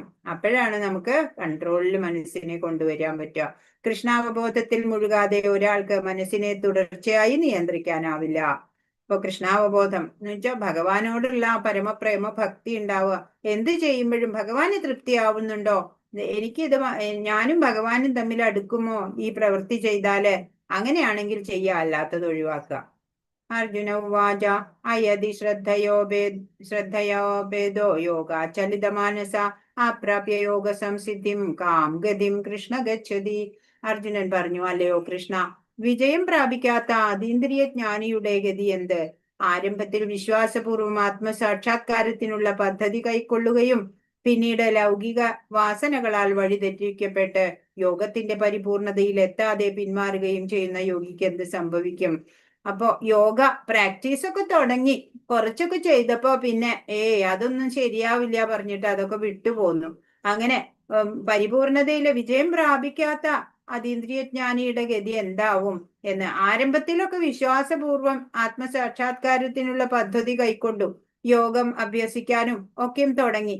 പിന്നീടോ ലൗകിക വാസനകളിൽ പെട്ടു, അങ്ങനെ വഴി തെറ്റിപ്പോയി. അപ്പൊ യോഗത്തിന്റെ പരിപൂർണതയിൽ എത്താൻ സാധിച്ചില്ല, പിന്മാറേണ്ടി വന്നു. അങ്ങനെയുള്ള യോഗിക്ക് എന്താ സംഭവിക്കുക എന്ന് ചോദിക്കുകയാണ് ഭഗവാനോട്. ആത്മസാക്ഷാത്കാരത്തിലേക്ക് അഥവാ യോഗ ദർശനത്തിലേക്കുള്ള വഴി ഭഗവത്ഗീത ചൂണ്ടിക്കാട്ടുന്നുണ്ട്. യോഗയല്ലാതെ മാർഗമുണ്ട് അല്ലെ. ധ്യാനയോഗം മാത്രല്ല, അല്ലെങ്കിൽ അഷ്ടാംഗ യോഗം മാത്രല്ല വഴിയുള്ളത്. ജീവാത്മാവിന്റെ മൂലസ്വരൂപത്തെയും ഭഗവാനുമായുള്ള ബന്ധത്തെയും മനസ്സിലാക്കേണ്ടതുണ്ട്. നഷ്ടപ്പെട്ടു പോയ ആ ബന്ധം പുനഃസ്ഥാപിച്ച് കൃഷ്ണാവബോധത്തിന്റെ പരമകാഷ്ഠയിലെത്തേണ്ടത് എങ്ങനെയാണ് എന്ന് അറിയേണ്ടതുണ്ട്. അപ്പൊ നമ്മളും ഭഗവാനുമായിട്ടുള്ള ആ ബന്ധം ശാശ്വതമായ ബന്ധം ഇടയ്ക്ക് നഷ്ടപ്പെട്ടു പോയി. അത് നമ്മൾ റീഎസ്റ്റാബ്ലിഷ് ചെയ്യണം അല്ലെ. അപ്പോ അതെങ്ങനെയാ? കൃഷ്ണാവബോധത്തിന്റെ പരമകാഷ്ഠയിലെത്തണം അല്ലെ. അതെങ്ങനെയാണ് എന്നുള്ള ടെക്നിക്കും നമ്മൾ മനസ്സിലാക്കണം. എന്നാലാണ് നമുക്ക് യോഗയിലൊക്കെ പുരോഗമിക്കാൻ പറ്റിയില്ലെങ്കിലും വിജയിക്കാൻ പറ്റും. ബദ്ധനായ ജീവാത്മാവ് ആധ്യാത്മിക ചര്യയിൽ യമനിയമങ്ങൾ അനുഷ്ഠിക്കുമ്പോഴും പ്രലോഭനങ്ങളാൽ വശീകരിക്കപ്പെടാനുള്ള സാധ്യതയുണ്ട്. അങ്ങനെ യോഗാനുഷ്ഠാനം പ്രാക്ടീസ് ചെയ്യുന്നതില് തെറ്റുപറ്റുന്നത് പോലെ തന്നെ ഈ ഇവിടെ ഭക്തി യോഗ പ്രാക്ടീസ് ചെയ്യുന്ന വേളയിലും ചിലപ്പോ അതിൽ നിന്നൊക്കെ പ്രലോഭനങ്ങളാല് അതിൽ നിന്നൊക്കെ വഴിമാറി പോകാനൊക്കെ സാധ്യതയുണ്ട്. അതിലൊക്കെ നമ്മള് ജാഗ്രതയായിരിക്കണം. 38 കച്ചിന്നോ ഭയവിഭ്രഷ്ടൻ ചിന്ന ഭ്രമിവ നശ്യതി അപ്രതിഷ്ഠോ മഹാബാഹോ വിമൂഢോ ബ്രഹ്മണപതി. ഹേ മഹാബാഹോ, കൃഷ്ണനെ മഹാബാഹോ എന്ന് വിളിക്കുകയാണ് അല്ലെ അർജുനൻ. അങ്ങനെ അതീന്ദ്രിയതയുടെ മാർഗത്തിൽ നിന്ന് ഭ്രഷ്ടനായി തീർന്ന ഒരാൾ ഭൗതികമായോ ആധ്യാത്മികമായോ ഉത്കർഷം നേടാനാവാതെയും ഒരിടത്തും സ്ഥാനമില്ലാതെയും ഛിന്ന ഭിന്നമായി പോയ മേഘത്തെ പോലെ നശിക്കുമോ? ഇപ്പൊ ചോദിക്കുകയാണ്, ഇപ്പൊ ഭക്തിമാർഗമാവട്ടെ ജ്ഞാനമാർഗമാവട്ടെ രണ്ടിലും വിജയം കൈവരിച്ചില്ല. ഒക്കെ തുടക്കമൊക്കെ നല്ല ഉഷാറായിട്ട് കൊണ്ടുപോയി. കുറച്ചെത്തിയപ്പോ പല പല പ്രലോഭനങ്ങളൊക്കെ കാരണം അല്ലെങ്കിൽ ഭൗതിക ആസക്തിയൊക്കെ കാരണം അതിൽ നിന്നൊക്കെ വിടേണ്ടി വന്നു, ഉപേക്ഷിക്കേണ്ടി വന്നു എന്ന് വെച്ചാല് അങ്ങനെ ഒരു ഉത്കർഷം നേടാനാവാതെ ഒരിടത്തും സ്ഥാനമില്ലാതെ ഛിന്ന ഭിന്നമായ മേഘത്തെ പോലെ അവര് നശിച്ചു പോവോ കൃഷ്ണ? അവരുടെ സ്ഥിതി എന്താണ് എന്ന് ചോദിക്കുകയാണ്. ഭൗതികവാദികൾക്ക് അതീന്ദ്രിയ സത്തയിൽ താല്പര്യമില്ല. സാമ്പത്തിക അഭിവൃദ്ധി മൂലമുണ്ടാകുന്ന ഭൗതിക ഉത്കർഷത്തിലാണ് അവർക്ക് കൂടുതൽ താല്പര്യം. ഭൗതികതയിൽ വിഹരിക്കുന്നവർക്ക് അങ്ങനെയല്ലേ, വീണ്ടും വീണ്ടും ധനം ഉണ്ടാക്കണം അല്ലെ. രജോഗുണികള് കൃഷ്ണന്റെ അംശമാണ് താൻ എന്നുള്ള ബോധത്തിന്റെ അതീന്ദ്രിയ സാക്ഷാത്കാരത്തിന്റെ വഴിയെ കുറിക്കുന്നതാണ് ബ്രഹ്മണപഥി. ബ്രഹ്മണപഥി എന്ന് പറഞ്ഞാല് ഭൗതികമായതല്ല, ആത്മീയ വഴിയാണ് അല്ലെ. അതീന്ദ്രിയ സാക്ഷാത്കാരത്തിന്റെ വഴിയാണ്. പരമമായ നിരപേക്ഷ തത്വത്തിന്റെ സമ്പൂർണ്ണ പ്രത്യക്ഷീഭാവമാണ് ശ്രീകൃഷ്ണ ഭഗവാൻ. ഇപ്പൊ പരമസത്യമാണ്, ഭഗവാനാണ് പരമസത്യം. ഭഗവാൻ മാത്രമേ ഉള്ളൂ സത്യമായിട്ട്. ആത്മസാക്ഷാത്കാരത്തിലേക്കുള്ള അത്യുത്തമ മാർഗം ഭക്തിയോഗം അഥവാ നേരിട്ടുള്ള കൃഷ്ണാവബോധ പദ്ധതിയാണ്. ഏറ്റവും അത്യുത്തമമായ മാർഗം ഏതാണ്? ഭക്തിയോഗം തന്നെ, കൃഷ്ണാവബോധ പദ്ധതി തന്നെയാണ്. പല മാർഗങ്ങളുണ്ട്, അഷ്ടാംഗയോഗം, ധ്യാനയോഗം ഒക്കെ ഉണ്ട്. പക്ഷെ അതിനേക്കാളൊക്കെ ഭക്തിയോഗം അതാണ് ശ്രേഷ്ഠം. 39 തന്മേ സംശയം കൃഷ്ണ ചേത്തുമർഹസ്യ ശേഷത ത്വദന്യ സംശയസ്യാസ്യേ ചേതാന ഉപപദ്യത്തെ. അല്ലയോ കൃഷ്ണ, ഇതാണ് എന്റെ സംശയം. അങ്ങ് തന്നെ ഇത് പൂർണ്ണമായും തീർത്തു തരണം. അല്ലാതെ ഈ സംശയം അകറ്റാൻ കഴിവുള്ളതായിട്ട് ആരെയും ഞാൻ കാണുന്നില്ല. ഇങ്ങനെ ഇടയ്ക്ക് വെച്ചിട്ട് വ്യതിചലിച്ചു പോയവരുടെ സ്ഥിതി എന്താണ്? ആ സംശയം തീർത്തു തരണം എന്നാണ്. ഭൂതം, വർത്തമാനം, ഭാവി എന്നീ മൂന്നിനെയും അറിയുന്നത് ഭഗവാൻ മാത്രമാണ്. എന്നാൽ അദ്ദേഹത്തെ ആർക്കും അറിഞ്ഞുകൂടാ. കൃഷ്ണനും കൃഷ്ണാവബോധമാർന്ന ഭക്തനും മാത്രമേ വസ്തുതകളെ യഥാർത്ഥമായി അറിയാൻ കഴിയൂ. ഭഗവാന് ഓരോ ജീവികളുടെയും പാസ്റ്റ്, പ്രസന്റ്, ഫ്യൂച്ചർ എല്ലാം അറിയാം. എല്ലാവരെ കുറിച്ചും എല്ലാ ഡീറ്റെയിൽസും ഭഗവാൻ അറിയാം. ഭഗവാനെ ആർക്കും അറിയില്ല അല്ലെ. അപ്പോ ആർക്കറിയാം ഭഗവാനെ? ഭഗവാനും കൃഷ്ണാവബോധമാർന്ന ഭക്തനും. അവർക്കാണ് വസ്തുതകളെ യഥാർത്ഥമായിട്ട് കാണുന്നുള്ളൂ. കൃഷ്ണനോട് സദൃശനായോ കൃഷ്ണനേക്കാൾ ഉന്നതനായോ ആരുമില്ല. 40 ശ്രീ ഭഗവാനുവാച പാർത്ഥനൈവേഹ നാമുത്ര വിനാശസ്തസ്യ വിദ്യതേ നഹി കല്യാണകൃത് ദുർഗതിം താത ഗച്ഛതി. ശ്രീ ഭഗവാൻ പറഞ്ഞു, ഹേ പാർത്ഥ, മംഗളകരങ്ങളായ കർമ്മങ്ങളിൽ ഏർപ്പെട്ടുകൊണ്ടിരിക്കുന്ന ആധ്യാത്മിക ജ്ഞാനിക്ക് ഈ ലോകത്തിലാകട്ടെ ആത്മീയ ലോകത്തിലാകട്ടെ നാശമില്ല. സുഹൃത്തെ, നന്മ ചെയ്യുന്നവന് ഒരിക്കലും ദുർഗതി സംഭവിക്കാൻ വയ്യ. ഇപ്പൊ പറയാണ്, ഈ മംഗളകരമായ കർമ്മങ്ങള് എന്താണ്? ഡിവോഷണൽ സർവീസ് അല്ലെ. മംഗളകരം അങ്ങനെയുള്ള കർമ്മത്തിൽ ഏർപ്പെട്ടിരിക്കുന്ന ആധ്യാത്മിക ജ്ഞാനിക്ക് ഈ ലോകത്തിലും ആത്മീയ ലോകത്തിലും ഒക്കെ സുഖം, ശാന്തി ഉണ്ടാവും. അവർക്ക് ഒരു നാശവും ഉണ്ടാവില്ല. അപ്പൊ നന്മ ചെയ്യുന്ന ആൾക്ക് ഒരിക്കലും ദുർഗതി സംഭവിക്കില്ല, നമുക്കറിയാം അല്ലെ. തിന്മ ചെയ്യുന്നവർക്കാണ് തിന്മ തിരിച്ചും കിട്ടുക. ഭൗതിക ധർമ്മങ്ങളെല്ലാം ത്യജിച്ച് ഭഗവാന്റെ ചരണങ്ങളിൽ ആശ്രയം തേടുന്നവർക്ക് ഒരു വിധത്തിലും നഷ്ടമോ പതനമോ ഉണ്ടാവില്ല. മറിച്ച് ഭക്തി ഇല്ലാത്ത ഒരാൾ തന്റെ കർത്തവ്യങ്ങൾ തികച്ചും നിറവേറ്റിയിരുന്നാലും യാതൊരു ഗുണവും നേടുന്നില്ല അല്ലെ. ഭക്തി ഇല്ലാത്തവര് സ്വധർമ്മമൊക്കെ കൃത്യമായിട്ട് ചെയ്യുന്നുണ്ട്, കാര്യമില്ല. ഭഗവാന്റെ പാദകമലങ്ങളിൽ ആശ്രയം തേടിയിട്ട് നമ്മൾ കർമ്മം ചെയ്യുകയാണെങ്കിൽ വിജയം. ആധ്യാത്മിക കർമ്മങ്ങളുടെ ശരിയായ നിർവഹണത്തിൽ പരാജയപ്പെടുന്നവൻ പ്രതികരണങ്ങൾക്ക് വിധേയനാകേണ്ടി വരും. എന്നാൽ ഭാഗവതം ഉറപ്പു തരുന്നത് ആ പരാജിതനായ യോഗിക്ക് വിഷമിക്കേണ്ടതില്ല എന്നാണ്. ഇപ്പൊ പൂർത്തിയാക്കാൻ പറ്റിയില്ല ഭക്തിയോഗയിലൂടെ ചരിക്കുമ്പോ, എന്നാലും വിഷമിക്കേണ്ടതില്ല എന്ന് ഭാഗവതം പറയുന്നുണ്ട്. കൃഷ്ണാവബോധപൂർവമായ കർമ്മം മാത്രമാണ് ശ്രേയസ്സിന് കാരണം. ആ വഴിക്ക് മുന്നേറാൻ വേണ്ടി കൃഷ്ണാവബോധ മാർഗത്തിൽ പുരോഗമിക്കാൻ എന്ത് ശാരീരിക ക്ലേശത്തെയും സ്വമേധയാ സ്വീകരിക്കുന്നവനെ തികഞ്ഞ അതീന്ദ്രിയ ജ്ഞാനിയും മഹാതപസ്വിയും എന്ന് തന്നെ പറയാം. അപ്പൊ ഭക്തി മാർഗത്തിലൂടെ സഞ്ചരിക്കുമ്പോ കുറെ ബുദ്ധിമുട്ടുകള്, നിന്ദ ഒക്കെയും സഹിക്കേണ്ടതായിട്ട് വരും അല്ലെ. എന്നാലും അയാള് അതീന്ദ്രിയ ജ്ഞാനിയാണ്, മഹാതപസ്വിയുടെ ഗണത്തിൽ അയാളെ എടുത്താം. അഷ്ടാംഗ യോഗ പദ്ധതിയുടെ അന്തിമ ലക്ഷ്യം കൃഷ്ണാവബോധമാണ്. 41 പ്രാപ്യ പുണ്യകൃതാം ലോകാനുഷിത്വാ ശാശ്വതീ സമാ ശുചീനാം ശ്രീമതാം ഗേഹേ യോഗഭ്രഷ്ടോഭിജായതേ. അങ്ങനെ യോഗത്തിൽ പരാജിതനാകുന്നയാൾ പുണ്യം ചെയ്തവർക്കായുള്ള ഉപരിലോകങ്ങളിൽ ആനന്ദം അനുഭവിച്ചുകൊണ്ട് അസംഖ്യം സംവത്സരങ്ങൾ വാണതിനു ശേഷം നീതിനിഷ്ഠയുള്ള പുണ്യാത്മാക്കളുടെയോ ധനികരുടെയോ കുടുംബങ്ങളിൽ വീണ്ടും പിറക്കുന്നു. ഈ യോഗ പ്രാക്ടീസ് ചെയ്ത് അതില് പകുതി എത്തിയപ്പോ വഴിമാറി പരാജിതനായി. അങ്ങനെയുള്ളവർക്ക് എന്താ സംഭവിക്കുക എന്ന് ഭഗവാൻ പറയാണ്. പുണ്യം ചെയ്തവർക്കായുള്ള ഉപരി ലോകങ്ങളില്, സ്വർഗാദി ലോകങ്ങളിലൊക്കെ അവർക്ക് ആനന്ദം അനുഭവിച്ചുകൊണ്ട് അസംഖ്യം സംവത്സരങ്ങൾ വാഴാം. അതിനുശേഷം പിന്നെ അവര് നീതിനിഷ്ഠയുള്ള പുണ്യാത്മാക്കളുടെയോ ധനികരുടെയോ ഒക്കെ കുടുംബങ്ങളില് വീണ്ടും ഈ കർമ്മഭൂമിയിൽ വന്ന് പിറക്കുകയും ചെയ്യാം എന്ന്. പരാജയമടഞ്ഞ യോഗികളിലും 2 തരക്കാരുണ്ട്. തെല്ലൊന്ന് മുന്നേറിയ ശേഷം വീണു പോകുന്നവർ, ഏറെ കാലത്തെ പരിശീലനത്തിന് ശേഷവും തോൽവിയേൽക്കുന്നവൻ. ചില പേര് കുറെ മുന്നോട്ട് പോയിട്ട് പിന്നെയാണ് അല്ലെ വഴിതെറ്റണത്. ചിലരോ കുറച്ച് തുടങ്ങിയിട്ടേ ഉണ്ടാവുള്ളൂ. അങ്ങനെ 2 കൂട്ടരുണ്ട്. കൃഷ്ണാവബോധത്തിന്റെ അത്യുന്നത പരിപൂർണത ആർജിക്കലാണ് യോഗാനുഷ്ഠാനത്തിന്റെ യഥാർത്ഥ ഉദ്ദേശം. യോഗാനുഷ്ഠാനം ചെയ്യുന്നത് അല്ലെ പരമ ഉദ്ദേശം എന്താണ്? യഥാർത്ഥമായിട്ട് കൃഷ്ണാവബോധത്തിന്റെ അത്യുന്നതായിട്ടുള്ള ആ പരിപൂർണതയിൽ എത്തണം, അതാണ് ഉദ്ദേശം. പക്ഷെ അത് നടക്കാതെ വരികയാണെങ്കിലും കുഴപ്പമില്ല, അവര് അത്യുന്നത ലോകങ്ങളിലുമാണ് പിന്നീട് ഈ കർമ്മഭൂമിയിലെ നല്ല സ്ഥലത്ത് ജനിക്കുക. അഥവാ 42 അഥവാ യോഗിനാമേവ കുലേ ഭവതി ധീമതാം ഏതദ്ധി ദുർലഭതരം ലോകേ ജന്മ യദീദൃശം. അല്ലെങ്കിൽ ഏറെ കാലം യോഗാനുഷ്ഠാനം ചെയ്തിട്ടും അതിൽ വിജയിക്കാതിരുന്നാൽ അഭിജ്ഞരായ അതീന്ദ്രിയ യോഗികളുടെ കുലത്തിൽ പിറന്നു എന്ന് വരാം. തീർച്ചയായും ഈ ലോകത്തിൽ അത്തരത്തിലുള്ള ജന്മം സുദുർലഭമാണ്. ഇനി വേറൊരു അവരുടെ സാധ്യത ഭഗവാൻ പറയാണ്.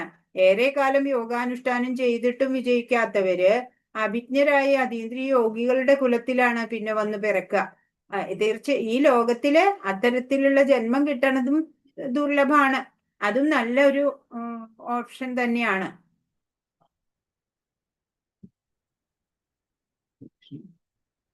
നാൽപ്പത്തൊന്ന് 42 ഇവിടെ നമ്മുടെ ആത്മീയ ഗുരു ഓം വിഷ്ണുപാദ ശ്രീമദ് ഭക്തി സിദ്ധാന്ത സരസ്വതി ഗോസ്വാമി മഹാരാജും ശ്രീല പ്രഭുപാദരും അങ്ങനെയുള്ള കുടുംബങ്ങളിൽ ജനിക്കാൻ ഇടവന്നത് കൃഷ്ണന്റെ കാരുണ്യത്താൽ ഞങ്ങൾക്ക് ജീവിത ആരംഭം മുതൽക്കേ ഭഗവത് സേവനത്തിന് വേണ്ടുന്ന പരിശീലനം സിദ്ധിക്കുകയുണ്ടായി.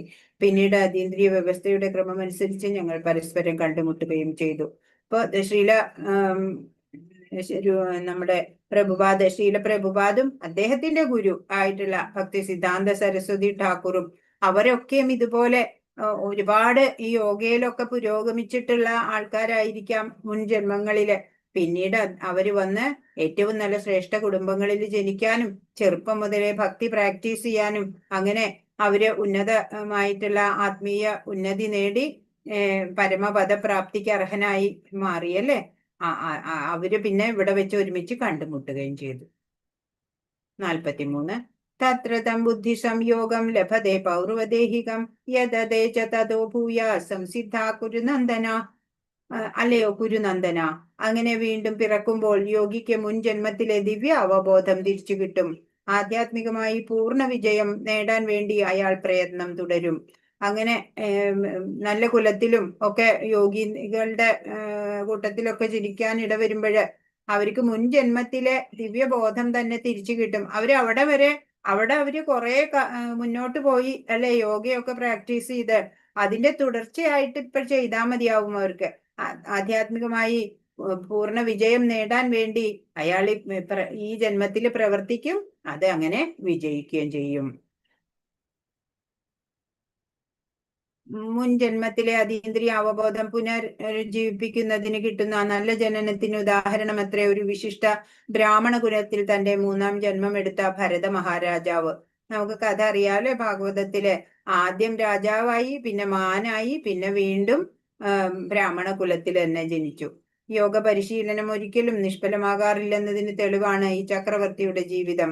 ഭഗവാന്റെ കാരുണ്യം കൊണ്ട് യോഗികൾക്ക് കൃഷ്ണാവബോധത്തിൽ പൂർണ്ണത കൈവരിക്കുന്നതിന് നിരവധി അവസരങ്ങൾ ലഭിക്കും. ഒരു യോഗി ഈ ജന്മത്തിൽ മുഴുവൻ പരിപൂർണത പ്രാപിച്ചില്ലെങ്കിലും കുഴപ്പമില്ല, അടുത്ത ജന്മങ്ങളില് പരിപൂർണതയ്ക്കുള്ള അവസരം ലഭിക്കും. 44 പൂർവാഭ്യാസേന തേനൈവ ഹ്രിയദേഹ്യവശോഭി ജിജ്ഞാസുരഭിയോഗസ്യ ശബ്ദ ബ്രഹ്മാതിവർത്തതേ. മുജ്ജന്മത്തിൽ സിദ്ധിച്ച ദിവ്യ അവബോധത്താൽ എങ്ങും തേടി പോകാതെ തന്നെ അയാൾ സ്വാഭാവികമായി യോഗ സിദ്ധാന്തത്തിൽ ആകൃഷ്ടനായി തീരും.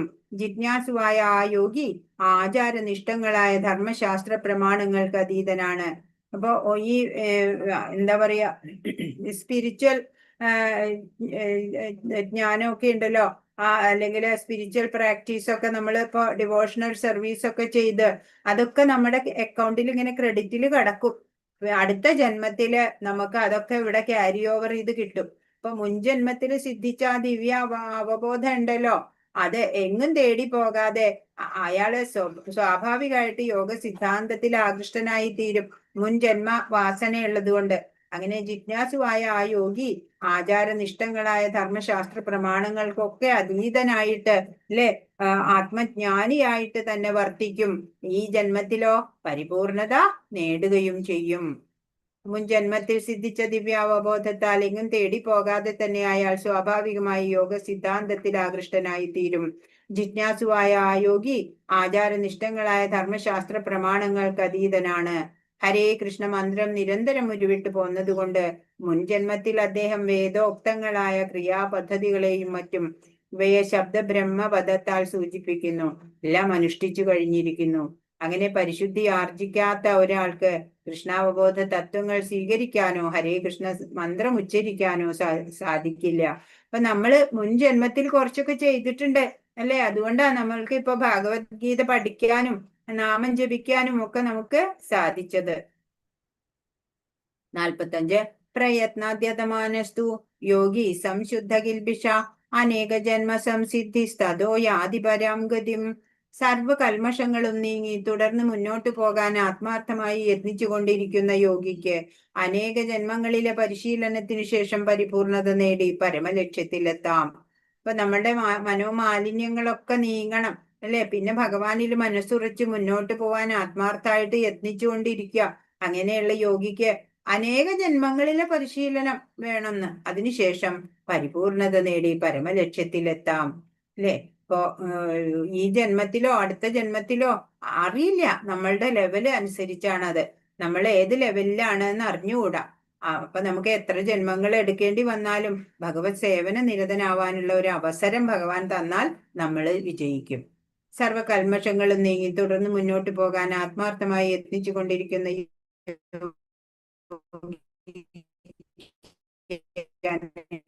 ത്തിലെത്താം. എണ്ണമറ്റ ജന്മങ്ങളിൽ ചെയ്ത പുണ്യകർമ്മങ്ങൾ കാരണം സകല മാലിന്യങ്ങളിൽ നിന്നും മായികമായ ദ്വന്ദ്ഭാവനയിൽ നിന്നും പൂർണ്ണമായും മുക്തി നേടുമ്പോഴാണ് മനുഷ്യൻ പ്രേമപൂർണമായ ഭഗവത് സേവനത്തിൽ ഏർപ്പെടുന്നത്. കുറെ ജന്മങ്ങളായിട്ട് ആർജിച്ച പുണ്യ കർമ്മങ്ങള് കാരണം സകല മാലിന്യങ്ങളിൽ നിന്ന് മായികമായ ദ്വന്ദ്ഭാവനയിൽ നിന്നൊക്കെ പൂർണ്ണമായും മുക്തി ചെയ്തു കഴിയുമ്പോഴാണ് ഒരു മനുഷ്യൻ പ്രേമപൂർണമായ ഭഗവത് സേവനത്തിൽ ഏർപ്പെടാൻ സാധിക്കുന്നത്. അത് തന്നെ അങ്ങനെ ആ ഡിവോഷണൽ സർവീസ് ചെയ്യാൻ സാധിക്കുന്നത് തന്നെ അനേക ജന്മ പുണ്യങ്ങള് കാരണമാണ്, പുണ്യം ആർജിച്ചത് കൊണ്ടാണ്. 46 തപസ്വിഭ്യോധികോ യോഗി യജ്ഞാനിഭ്യോഭിമതോധിക കർമ്മിഭ്യശ്ചാധികോ യോഗി തസ്മാത് യോഗി ഭവാർജുന. തപസ്വിയേക്കാൾ ശ്രേഷ്ഠനത്രേ യോഗി. ജ്ഞാനികളെക്കാളും ഫലേച്ഛയോടെ കർമ്മം ചെയ്യുന്നവരെക്കാളും ശ്രേഷ്ഠനാണ് അദ്ദേഹം. അതുകൊണ്ട് അല്ലയോ അർജുന, ഏതു സാഹചര്യത്തിലും യോഗത്തിൽ ഉറച്ചു നിൽക്കുക. യോഗിയാവാൻ കാട്ടിലൊന്നും പോണ്ട അല്ലെ, ഗൃഹസ്ഥനും യോഗിയാവാം. അവരുടെ കർമ്മമാണ് നന്നാക്കേണ്ടത്. തപസ്വിയേക്കാളും ശ്രേഷ്ഠനാണ് യോഗി എന്നാണ്. ജ്ഞാനികളെക്കാളും ഫലേച്ഛയോടെ കർമ്മം ചെയ്യുന്നവരെക്കാളും ഒക്കെ ശ്രേഷ്ഠൻ യോഗി തന്നെയാണ്. അതുകൊണ്ട് ഏതു സാഹചര്യത്തിലും യോഗത്തിൽ ഉറച്ചു നിൽക്കണം അർജുന എന്ന് ഭഗവാൻ പറയാണ്. തപസ്വിയേക്കാൾ ശ്രേഷ്ഠനത്രേ യോഗി. യോഗം എന്ന് പറയുമ്പോൾ നമ്മുടെ അവബോധത്തെ പരമസത്യത്തോട് ബന്ധപ്പെടുത്തൽ എന്നാണ് ഉദ്ദേശിക്കുന്നത്. നമ്മുടെ അവബോധം, ആ ജീവാത്മാവും ആ പരമാത്മാവും ബന്ധപ്പെടുന്നത്, അത് തന്നെയാണ് യോഗം. Connecting to God. സംയോജന പ്രക്രിയ പ്രധാനമായി ഫലോദിഷ്ട കർമ്മങ്ങളിലാകുമ്പോൾ കർമ്മയോഗമെന്നും, പ്രധാനമായി ജ്ഞാനത്തിലായിരുന്നാൽ ജ്ഞാനയോഗമെന്നും, ഭഗവാനുമായി നേരിട്ടുള്ള ഭക്തി ബന്ധത്തിലായിരുന്നാൽ ഭക്തിയോഗം എന്നും പറയും. പല യോഗങ്ങള് ഭഗവാൻ നമുക്ക് പറഞ്ഞു തന്നു. 47 യോഗിനാമഭി സർവേഷാം മദ്ഗതേനാന്തരാത്മന ശ്രദ്ധാവാൻ ഭജതേ യോ മാം സമേ യുക്തതമോ മതാ. പൂർണ്ണ വിശ്വാസത്തോടെ എപ്പോഴും എന്നിൽ തന്നെ നിലകൊള്ളുകയും എന്നെ തന്നെ ധ്യാനിച്ചുകൊണ്ട് പ്രേമപൂർവം എന്റെ ദിവ്യ സേവനത്തിൽ ഇരിക്കുകയും ചെയ്യുന്നവനാണ് എല്ലാ യോഗികളിലും വെച്ച് അത്യുത്തമ യോഗിയും എന്നോട് ദൃഢതമമായി യോഗത്തിൽ ബന്ധപ്പെട്ടിരിക്കുന്നവനും. ഇതാണ് എന്റെ അഭിപ്രായം. അപ്പൊ അത്യുത്തമ യോഗിയാവാൻ എന്തൊക്കെയാ ക്വാളിഫിക്കേഷൻ വേണ്ടത്? പൂർണ്ണ വിശ്വാസത്തോടെ എപ്പോഴും ഭഗവാനിൽ തന്നെ നിലകൊള്ളുക, ഭഗവാനെ തന്നെ ധ്യാനിച്ചുകൊണ്ട് പ്രേമപൂർവം ഭഗവത് സേവനത്തിൽ ഏർപ്പെട്ടുകൊണ്ടിരിക്കുക. അത്രയും ചെയ്യുന്നവനാണ് എല്ലാ യോഗികളിലും വെച്ച് അത്യുത്തമ യോഗിയും ഭഗവാനോട് ദൃഢതമമായിട്ട് യോഗത്തിൽ ബന്ധപ്പെട്ടിരിക്കുന്നവനും.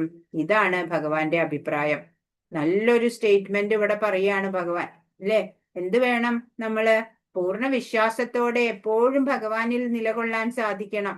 ഭഗവാനെ തന്നെ ധ്യാനിച്ചുകൊണ്ട് പ്രേമപൂർവം ആ ഭഗവത് സേവനങ്ങള് നടത്താൻ ചെയ്യണം. അങ്ങനെ ചെയ്യുന്ന ആളാണ് അത്യുത്തമ യോഗി.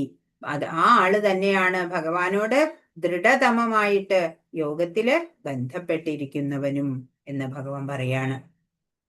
എന്താണ്? പൂർണ്ണ വിശ്വാസത്തോടെ എപ്പോഴും എന്നിൽ തന്നെ നിലകൊള്ളുകയും എന്നെ തന്നെ ധ്യാനിച്ചുകൊണ്ട് പ്രേമപൂർവം എന്റെ ദിവ്യസേവനത്തിൽ ഏർപ്പെട്ടുകൊണ്ടിരിക്കുകയും ചെയ്യുന്നവനാണ് എല്ലാ യോഗികളിലും വെച്ച് അത്യുത്തമ യോഗിയും. പിന്നെ രണ്ടും കൂടി ഇവിടെ കൊളാപ്സ് ആയി. എന്നോട് ദൃഢതമമായി യോഗത്തിൽ ബന്ധപ്പെട്ടിരിക്കുന്നവനും. ഇതാണ് എൻ്റെ അഭിപ്രായം. അപ്പോൾ എല്ലാത്തരം യോഗചര്യകളുടെയും ഉച്ചകോടി എന്ന് പറയുന്നത് ഭക്തി യോഗമാണ്. അതിലേക്കുള്ള വഴികളാണ് മറ്റ് യോഗങ്ങള്. ഭക്തി യോഗത്തിലേക്ക് എത്താനാണ് അല്ലെ ധ്യാനയോഗം, കർമ്മയോഗം, ജ്ഞാനയോഗം, ധ്യാനയോഗം എല്ലാം പറഞ്ഞു. ഏറ്റവും ടോപ്പിലുള്ളത് ഭക്തിയോഗമാണ്. മറ്റു മാർഗങ്ങളിലൂടെ നമ്മൾ എത്തിച്ചേരേണ്ടത് ഭക്തിയോഗത്തിൽ തന്നെ. കർമ്മയോഗയിൽ ജ്ഞാനവും ത്യാഗനിഷ്ഠയും വളരുന്ന സ്ഥിതി അത്രേ ജ്ഞാനയോഗം. കർമ്മയോഗയിലെ ജ്ഞാനവും ത്യാഗവും ഇൻക്ലൂഡ് ആവുമ്പോൾ അത് ജ്ഞാനയോഗമാവും. ജ്ഞാനയോഗി വിവിധ ശാരീരിക പ്രക്രിയകളാൽ ആത്മധ്യാനത്തെ വളർത്തിയെടുക്കുകയും മനസ്സ് പരമാത്മാവിൽ ഉറയ്ക്കുകയും ചെയ്യുമ്പോൾ അതിനെ അഷ്ടാംഗ യോഗ എന്ന് പറയും. അപ്പോ ഈ കർമ്മയോഗം ജ്ഞാനവും ത്യാഗവും ചേരുമ്പോൾ ജ്ഞാനയോഗമായി. ആ ജ്ഞാനയോഗി പിന്നെ ധ്യാനം വളർത്തുമ്പോൾ അത് അഷ്ടാംഗ യോഗമായി. പരമദിവ്യോത്തമ പുരുഷനായ കൃഷ്ണനിൽ എത്തിച്ചേരുന്നതാണ് ഭക്തിയോഗം, അല്ലെ? ഭക്തിയോഗം ഭഗവാനോട് പരമപ്രേമം ഉണ്ടാവുക, അങ്ങനെ ഭഗവത് സേവന നിരതനാവുക, അല്ലെ? കൃഷ്ണാവബോധത്തോടെ ഭക്തിയുത സേവനം. എന്നാൽ അതിനെ സൂക്ഷ്മ വിശകലനം ചെയ്യണമെങ്കിൽ മറ്റു യോഗങ്ങളും അറിഞ്ഞിരിക്കണം. അതിനുവേണ്ടിയാ ഭഗവാൻ പറഞ്ഞു തരണത് ഭക്തി യോഗമാണ് ശ്രേഷ്ഠമായത്. ഭക്തി യോഗത്തിലേക്ക് എത്താൻ വേണ്ടി മറ്റുള്ള യോഗങ്ങളെയും കൂടെ ഒന്ന് വിശകലനം ചെയ്ത് പഠിക്കണം. അതിനുവേണ്ടി എല്ലാം പറഞ്ഞു തരുന്നതാണ് ഭഗവാൻ. ഹരേ കൃഷ്ണ കൃഷ്ണ കൃഷ്ണ ഹരേ ഹരേ, ഹരേ രാമ രാമ രാമ ഹരേ ഹരേ. വാഞ്ചാകൽപതരുഭ്യശ്ച കൃപാ സിന്ധുഭ്യേവ ച പതിതാനാം പാവനേഭ്യോ വൈഷ്ണവേഭ്യോ നമോ നമഃ. अनंत कोटि वैष्णव वृंद की जय, श्रील प्रभुपाद की जय, गुरु महाराज की जय. हरे कृष्ण. ഇന്ന് പറഞ്ഞതിൽ എന്തെങ്കിലും സംശയം ഉണ്ടെങ്കിൽ ചോദിക്കൂ. ഹരേ കൃഷ്ണ. ഹരേ കൃഷ്ണ മാതാജി. ആ ജ്ഞാനയോഗിയും പിന്നെ ഭക്തിയോഗിയും അങ്ങനല്ലേ മാതാജി പറഞ്ഞേ? എനിക്കത് മനസ്സിലായില്ല. ജ്ഞാനത്തിലൂടെ ഭഗവാനെ സേവിക്കുന്നത് ജ്ഞാനയോഗി. ജ്ഞാനയോഗിയാണ്. ജ്ഞാനയോഗി ജ്ഞാനം. ആ പിന്നെ ജ്ഞാനയോഗി ആണ്. പിന്നെ കർമ്മയോഗിയാണ് ജ്ഞാനയോഗി ആവണത്. കർമ്മം ചെയ്ത്, അതായത് ആസക്തിയോട് കൂടിയിട്ട് എല്ലാ കർമ്മങ്ങളും പിന്നെ ഉപേക്ഷിക്കും, യോഗമാക്കി ചെയ്യും. അങ്ങനെ ജ്ഞാനം സമ്പാദിച്ച് ജ്ഞാനയോഗി ആവണം. ആ ജ്ഞാനയോഗിയാണ് പിന്നെ ഭക്തി യോഗത്തിലേക്ക് വരുന്നത്. ആ ജ്ഞാനയോഗി തന്നെയാണ് പിന്നെ ഭക്തി യോഗത്തിലേക്ക് എത്തണം. നമ്മളൊക്കെ ഇപ്പൊ ഭക്തി യോഗത്തിലേക്ക് എത്താനാണ് ശ്രമിക്കണേ. ജ്ഞാനയോഗിക്ക് അവിടം വരെ വരണ്ടു, അവിടെ ഫുൾ സ്റ്റോപ്പാണ്. ജ്ഞാനയോഗി, ആ യോഗി തലത്തിൽ എത്തിയവര് സായുജ്യമാണ് ആഗ്രഹിക്കുന്നത്. അവര് ഭഗവാനിൽ ലയിക്കുക, ബ്രഹ്മജ്യോതിസിൽ ലയിക്കാനാണ് ഉദ്ദേശിക്കുന്നത്. പക്ഷെ ഭക്തൻ അങ്ങനെയല്ല. ഭക്തന് പിന്നെയും മുന്നോട്ട് പോകണം. ഭക്തന് ഭഗവാന്റെ സമീപം വസിക്കണം. ഗോലോക വൃന്ദാവനത്തിലേക്ക് എത്തണം ഭക്തി യോഗിക്ക്. പിന്നെയും മുന്നോട്ട് പോകണം. ജ്ഞാനയോഗിയുടെ വഴി കുറച്ച് ടഫാണ്. അവര് പല പല ജ്ഞാനം ആർജിച്ച് പല പല നിഷ്ഠകളിലൂടെ ധ്യാനം, സമാധി, തപസ്യ ഒക്കെ ചെയ്തിട്ട്. എന്നാൽ ഭക്തി യോഗിയോ കൃഷ്ണാവബോധത്തോടെ ഡിവോഷണൽ സർവീസ് ചെയ്തുകൊണ്ട് ഭക്തി യോഗത്തിലേക്ക് എത്തും. നമ്മളെ പോലുള്ള സാധാരണക്കാർക്ക് അതാണ് യോജിച്ചത്. ജ്ഞാനയോഗം തലത്തിലെത്തിയിട്ട് അവിടെ സ്ഥിരപ്പെടുന്നത് യോഗികള്, സന്യാസി പോലുള്ള ആളുകളാണ്. അവർക്ക് അവിടം വരെ പോയാൽ മതി, അവർക്ക് അതിനപ്പുറത്തേക്ക് പോകണ്ട. പക്ഷെ ഭക്തി യോഗിക്ക് ലക്ഷ്യം എന്താണ്? ഒരു ഭക്തന്റെ ലക്ഷ്യം സ്വധാമത്തിലേക്ക് തിരിച്ചു പോകണം. അവിടെയും ഭഗവാനെ സേവിക്കണം. അല്ലാതെ ഇപ്പൊ ബ്രഹ്മജ്യോതിയിൽ ലയിച്ചാൽ പിന്നെ നമുക്ക് വ്യക്തിത്വം ഇല്ലാതായി, പിന്നെ നമുക്ക് ഭഗവത് സേവനം എന്നുള്ള ചാൻസ് കിട്ടുന്നില്ല. നേരെ മറിച്ച് ഭക്തി യോഗിക്കോ ഭഗവാന്റെ കൂടെ എപ്പോഴും ഭഗവാന് സേവനം, എപ്പോഴും എന്നെന്നും ഭഗവത് സേവനം ചെയ്യാനുള്ള അവസരമുണ്ട്. അതാ വ്യത്യാസം. വ്യക്തായോ? മനസ്സിലായി. ഹരേ കൃഷ്ണ. ഇനി എന്താ ചോദ്യോത്തരങ്ങൾ ഉണ്ടെങ്കിൽ ചോദിച്ച് നോക്കിക്കോളൂ. എഴുതിയൊരു വായിക്കൂ.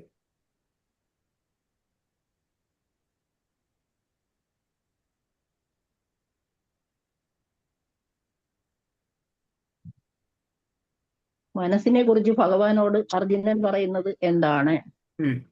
മനസ്സ് ചഞ്ചലമാണ്, പ്രക്ഷുബ്ധമാണ്, വഴങ്ങാത്തതും ബലമേറിയതുമാണ്. കൃഷ്ണ, അതിനെ നിയന്ത്രിക്കാൻ കാറ്റിനെ പിടിച്ചു നിർത്തുന്നതിനേക്കാൾ പ്രയാസമുണ്ടെന്ന് എനിക്ക് തോന്നുന്നു. അതെ, അതല്ലേ മതിയാ മാതാജി? അതെ മതി.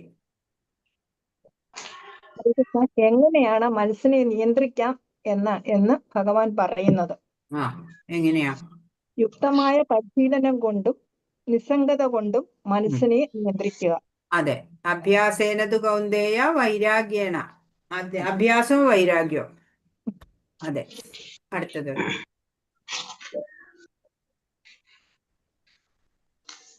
അർജുനൻ ഭഗവാനോട് ചോദിക്കുന്ന ചോദ്യങ്ങൾ എന്തെല്ലാമാണ്? എന്തായാലും വിജയം പ്രാപിക്കാത്ത അതീന്ദ്ര ജ്ഞാനിയുടെ ഗതി എന്ത്? ആരംഭത്തിൽ വിശ്വാസപൂർവം ആത്മസാക്ഷാത്കാരത്തിനുള്ള പദ്ധതി കൈക്കൊള്ളുകയും പിന്നീട് ഭൗതിക വാസനകളാൽ വഴിതെറ്റിക്കപ്പെട്ട യോഗത്തിൽ പരിപൂർണതയിൽ എത്താതെ പിന്മാറുകയും ചെയ്യുന്ന യോഗിക്ക് എന്ത് സംഭവിക്കും? അതാണ് ചോദ്യങ്ങള്. ഒന്നുകൂടെ ഉണ്ടെന്ന് തോന്നുന്നു. അതീന്ദ്രതയുടെ മാർഗത്തിൽ നിന്ന് കൃഷ്ണനായി തീർന്ന ഒരാൾ ഭാഗികമായോ ആധ്യാത്മികമായോ ഉത്കർമ്മം നേടാതാവാതെയും ഒരിടത്തും സ്ഥാനമില്ലാതെയും ഛിന്ന ഭിന്നമായി പോയ മേഘത്തെ പോലെ നശിക്കുമോ? ഈ ചോദ്യം ഇല്ലേ മാതാജി? മേഘങ്ങളെ പോലെ. ചോദ്യം വേണ്ടേ? മാതാജി അതിൽ കൊടുത്തിരിക്കുന്നത് 6:37 ക്വസ്റ്റ്യൻ എന്നേ കൊടുത്തിട്ടുള്ളൂ മാതാജി. വേണം. 6:37 ചോദ്യം. അപ്പൊ ഇത് മൂന്നാമത്തെ അതിനകത്ത് ചോദ്യം വേണ്ട. കൊടുത്തിരിക്കുന്ന 6:37 ക്വസ്റ്റ്യൻ എന്നാ. അപ്പൊ മാതാജി അതെയോ? ഈ മൂന്നാമത്തെ അപ്പൊ ചോദ്യം ഈ വേണ്ട. രണ്ടെണ്ണല്ലേ ഉള്ളു. 2 ചോദ്യം മതി അല്ലേ? ആ 6:37 പ്രത്യേകം പറഞ്ഞിട്ടുണ്ടെങ്കിൽ പിന്നെ അത് മതി. 2 അപ്പൊ ആ ചോദ്യമേ 2 ഉള്ളൂ. ക്വസ്റ്റ്യൻ മതി. ഉം. ഞാൻ എന്റെ ഇനിയോ? ആൻസർ പറഞ്ഞോളൂ. അയ്യോ, ഭഗവാൻ നൽകുന്ന ഉത്തരങ്ങൾ അത് എനിക്കങ്ങോട്ട് കിട്ടുന്നില്ല. ഭഗവാൻ നൽകുന്ന വളരെ വിശാലമായിട്ടല്ലേ ഭഗവാൻ പറയുന്നത്. പ്രിസൈസ് ആയിട്ട് ആരാ എഴുതിയേ? ഞാനൊന്ന് പറഞ്ഞു നോക്കട്ടെ ആ മാതാജി. പറയൂ. 41 ശ്ലോകത്തിലത്.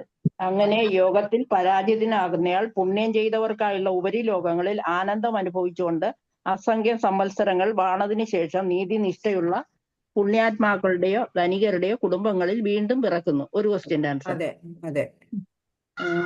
പിന്നെ അടുത്തത് 43 അല്ലേ? അല്ലയോ കുരുനന്ദന, അങ്ങനെ വീണ്ടും പിറക്കുമ്പോൾ യോഗിക്ക് മുൻജന്മത്തിലെ ദിവ്യാവബോധം തിരിച്ചു കിട്ടുന്നു. ആധ്യാത്മികമായി പൂർണ്ണ വിജയം നേടാൻ വേണ്ടി അയാൾ പ്രയത്നം തുടരുന്നു. അത് ശരിയാണോ? ആ അതെ. 41-ലെയും 43-ലെയും ഭാവാർത്ഥമാ. അത് രണ്ടും പറഞ്ഞാൽ മതിയാവും. ഇനിയുണ്ടോ? മതി. 42 വേണ്ട. 42 വേണോ മാതാജി?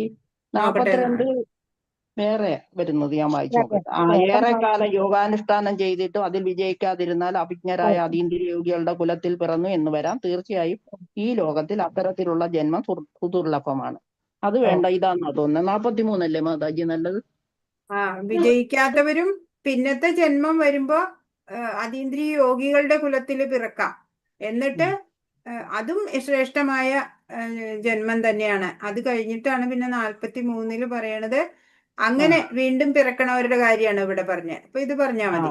അപ്പൊ ആദ്യത്തെ 41 42 എഴുതിയാ മതി അല്ലേ? 41 43 എഴുതിയാ മതി. 42 വേണ്ട. പ്രസന്നകുമാരി മാതാജി എഴുതിയത് ശരി തന്നെയാ. 41 41 അങ്ങനെ എഴുതിയാ മതി. ഇനി എന്താ ചോദ്യം? ഇത്തരം ചോദ്യങ്ങളെ ഉണ്ടായിരുന്നുള്ളൂ. ഇത്രേ ഉള്ളൂ. ഭഗവാൻ നൽകുന്ന ഉത്തരങ്ങൾ എന്തെല്ലാമാണ്, അതാണ് അത് രണ്ടും. അത്രേ ഉള്ളൂ മാതാജി. ഹരേ കൃഷ്ണ.